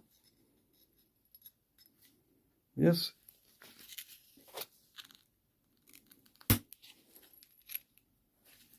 Other side.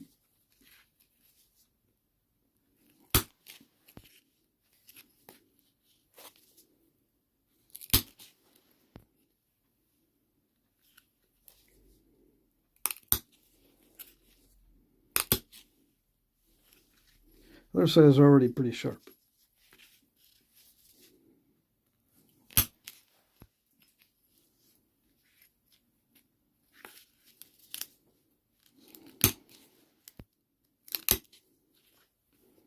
Yeah, starting to run into problems.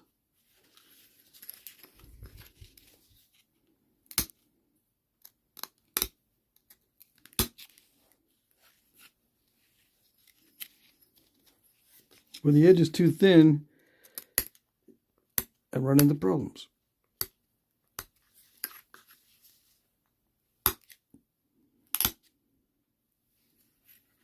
Good enough. I gotta get used to sharpening with the antler. Yeah, see, if the edge is too thin, even though it looks like a good spot, it's not.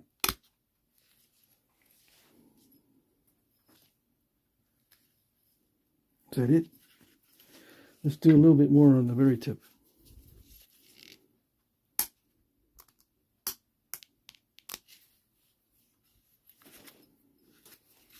Shall we?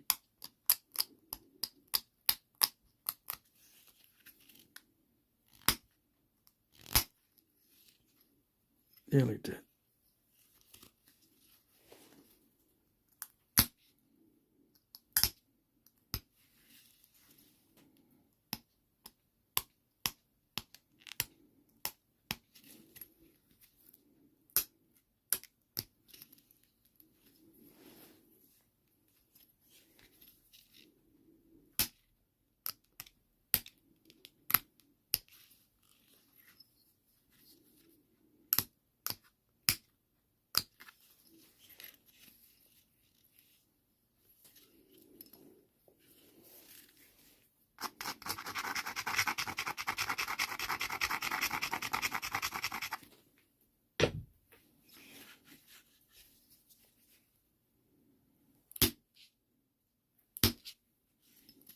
Okay.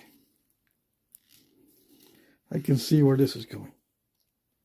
All right, I need more practice with the antler sharpening, because yeah, same old stuff happening on the tip where somehow I get,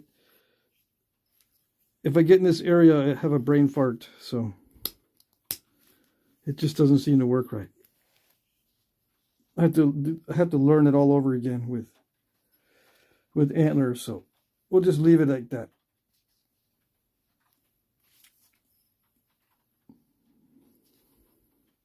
I'll ruin it if I continue tonight. I've got to practice doing these tips on something else.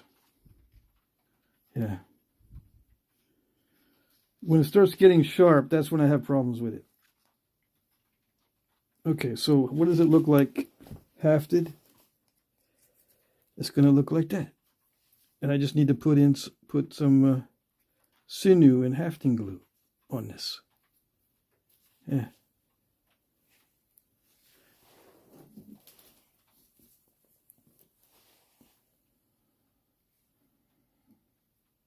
It's a little bit large for this,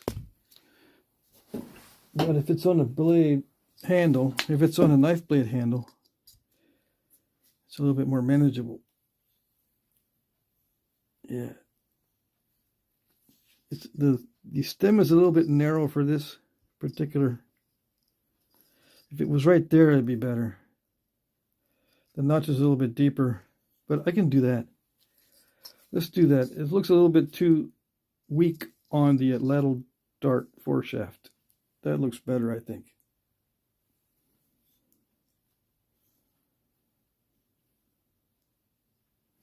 Yeah, either one.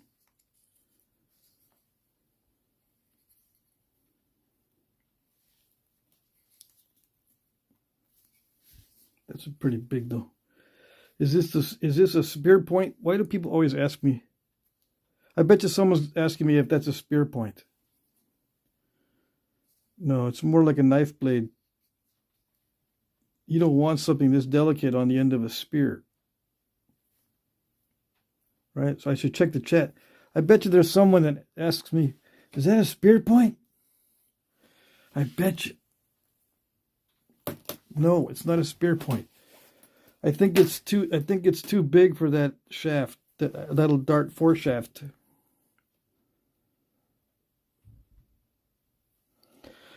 Jorge Valadez, what did I miss? Danny's here too. How's it going, Danny? So yeah, does it look like that? I mean, does it look good on that one? I think it looks better on the knife handle. Yeah, I could use it as a knife. Just drop it a couple more times and make it broken. Yep. If the notch wasn't that deep, it would sit right where the wood meets the stone on the sides of the notch, on the sides of the stem. Right about there. But it's a little bit deeper than that. But that's okay. We can compensate by adding more glue. I'm going to put it in a knife handle. I don't care.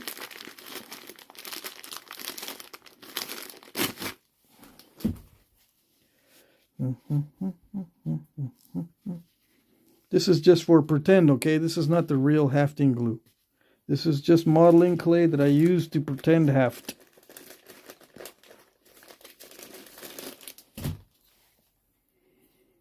All right. We're going to put a lot down at the bottom so that that thing sits up higher.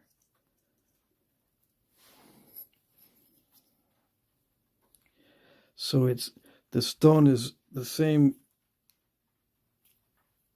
width as the wood.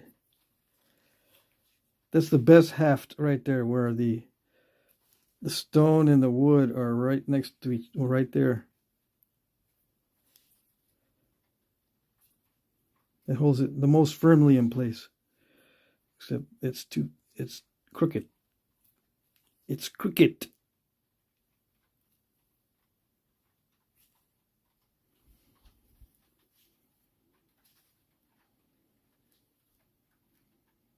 Yeah, okay.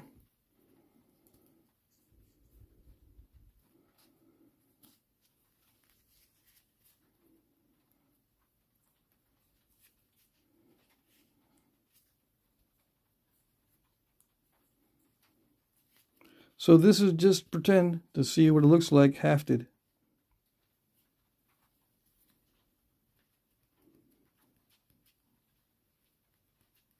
And I put the glue. This is how I would put the hot melt glue on it.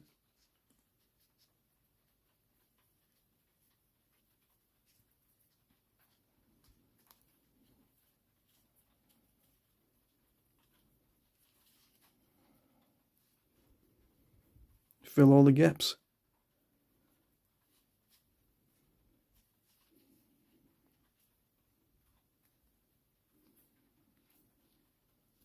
Oh, suddenly we got a bunch of viewers. Oh, suddenly. And I'm ending the live stream here in a minute. Oh yeah, I didn't soak the sinew yet. It's okay, the sinew doesn't take long.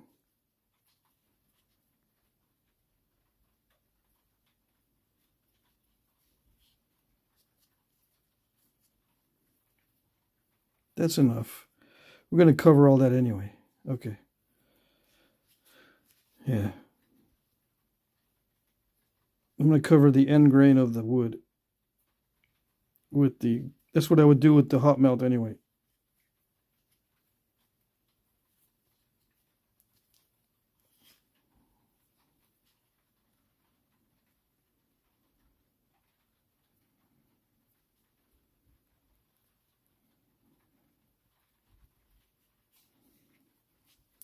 Got a little bit of rain coming down.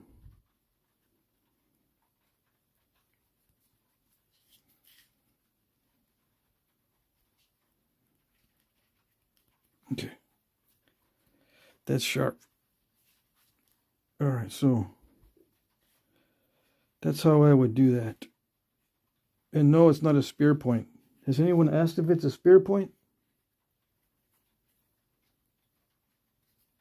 Because it's not a spear point. It's a knife. And we're going to put sinew on there. Real sinew, not artificial sinew. If I can find my water in my bowl.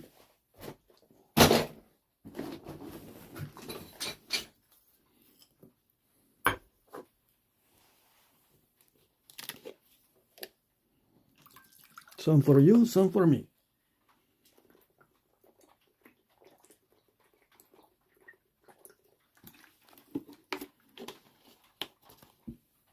Okay.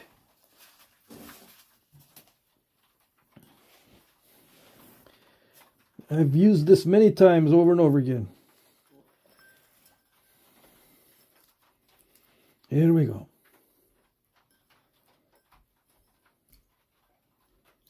While we're waiting for this, we can mess around with this a little bit more.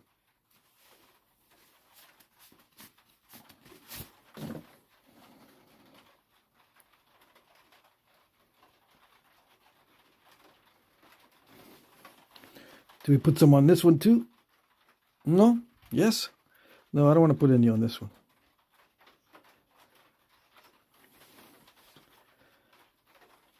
I gotta wash this off. I sell these.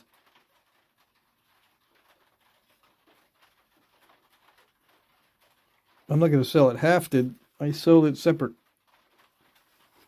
So if you didn't see me do it, you missed it. You missed me knapping this with natural tools. All these natural bones, antlers, and stones. Did I use any bones this time? I don't think I had used any bone. See, these two are bone, but I did not use these tonight. I will in the future. They're pressure flakers, yeah. Okay, so let's start. Shall we? Let's shall.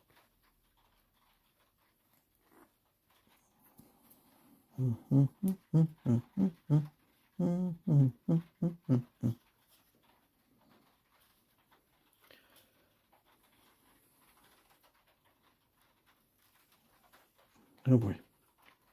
Too many strands. We don't need all those strands.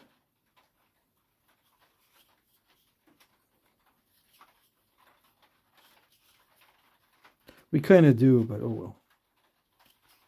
I'm just going to wrap it until I feel like that's how much I would use on an actual knife.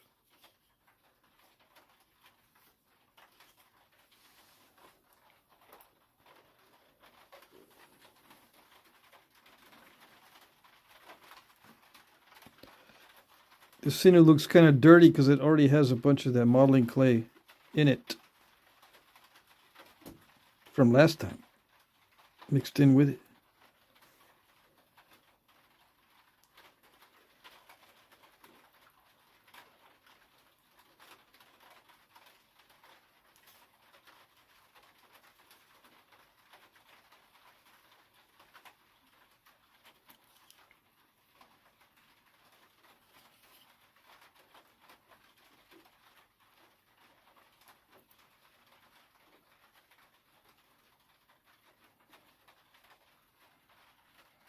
Come on. I want it to be nice and flat. No ends sticking out. And you can see I put a constriction in here in the wood so that you can't pull it out. And the stem is expanding, which also makes it hard to pull out.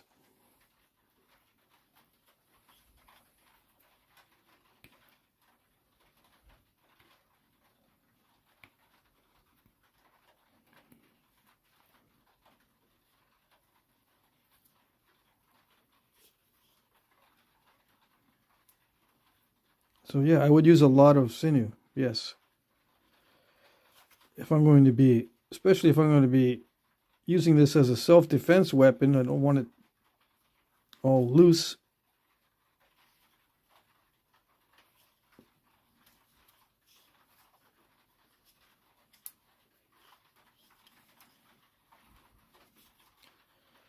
Yeah, like that. And that's elk backstrap sinew. And yeah, there's still some gaps in there. I can fill those in. So I would normally fill any gaps. But see, I didn't push it all the way down in. So that's why there's a gap there. It didn't squeeze all that glue out because I didn't push that arrowhead or that knife blade all the way down in there. So I'm just going to fill it anyway. All the gaps need to be filled. That's the secret. That's the secret to using this kind of glue. It fills all the gaps. And then when it's hot melt, it does not shrink as it cools down. So it fills the gaps. If it was a water-based glue or whatever, it would shrink and it wouldn't fill all the gaps. It would leave some voids. Yeah. It's best not to have any voids in it. So there. Yes, yes. And I have sold a few of these, and I usually paint over the sinew. Yeah. But I also try to make it so that there's not too much glue exposed at the top. So I shorten the wood down a little bit, so I can put the sinew up over the top of the wood a little bit, with just a little bit of bead of glue showing that, and that's it. But on all these videos I've been doing lately, there's a lot of glue showing at the top, which is okay. Just that if I make them myself, real ones, actual knives, I try to just have a little bit of a bead of glue on the top, not so much showing. And then I paint the sinew to keep it waterproof, or at least water resistant. All right? I don't leave the sinew exposed.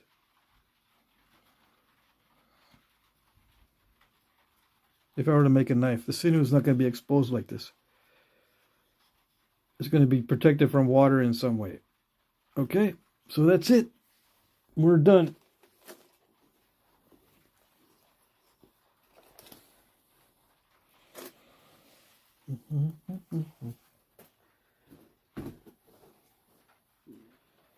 Yeah, we're done. We're done for tonight. I don't know what happened to the one that I broke earlier. This is it. Okay, this is it. This is the one that I broke earlier. Yeah. At the start of the video. And it was already, it wasn't even that thin.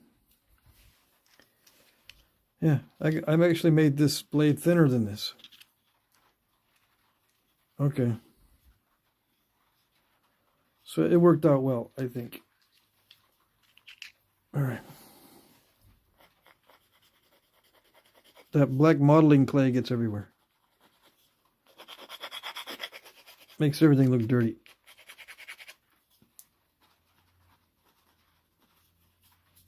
Anyways.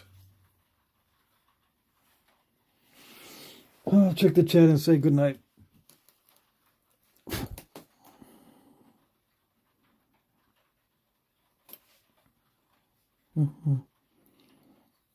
Yeah.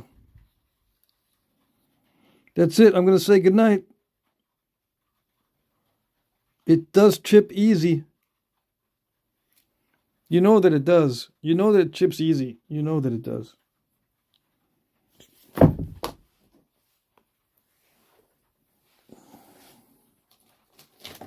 Because I just chipped it. That's how you make it. You chip it. So it's obviously easy to chip. All right. Yes. What other questions? I'm going to say good night. Good to see everybody. I think this is going to work out to do these practice sessions. Right now, for the gaps, what I'm using is modeling clay, but that's just a substitute for the hot melt glue. To get hot melt glue in here tonight takes too much effort, so I use the modeling clay. I want to, I do want to show it hafted with real sinew, but when you add the hot melt, it just takes longer, so I use modeling clay. The hot melt glue is, resin glue or asphaltum glue. Pine pitch is a sort of resin, right? You can use pine pitch or spruce pitch or pinyon pine pitch if you want to get, specific. specific. But you know what the hot melts are. My formulas for hot melt glues never include scat or poop. Never. And you'll find in the archaeological record that those glues did not include poop or scat from animals in the glue. Never. Okay? So just be aware that adding poop to the hot melt is a internet culture thing. There's no basis for it. Okay? All right. All right. Thank you, everybody. And thanks for the super chats. I'm not going to chew up the sinew unless I've harvested the deer or the elk myself. I don't know where this particular batch has been. And I'm not going to put spit all over these things. I'm going to sell these things. Yeah, I know you're kidding, though.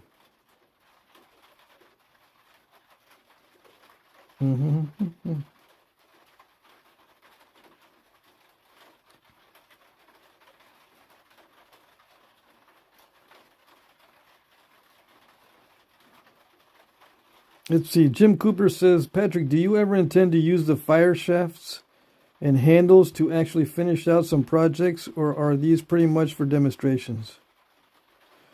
To use the foreshaft, all these foreshafts are only for demonstrations. These particular ones that I use in my videos are specifically for videos. If I'm going to sell some with foreshafts, I will make separate foreshafts. Yeah, good question. Yeah, Jim Cooper asks, is it a spear point? Yeah. If you know, you know. There's a lot of new people in here. Who says beeswax?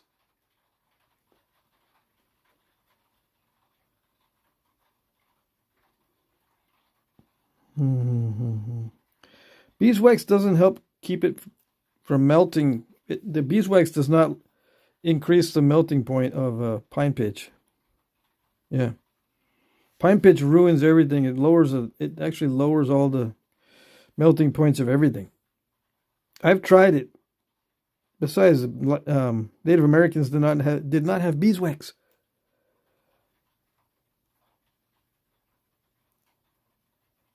Okay, I think that's it. Yep, I know Jim knows the answer. Yeah. All right, that's it. I'm going to go to sleep. It's already, gosh, it's 12:42 my time. Dang. I went over on this one big time. 3 hours, yeah. Okay. We'll see you next time. Someone just now entered the chat. Oh, well. You're going to have to watch it on repeat. We'll see you later. Take care. Bye-bye.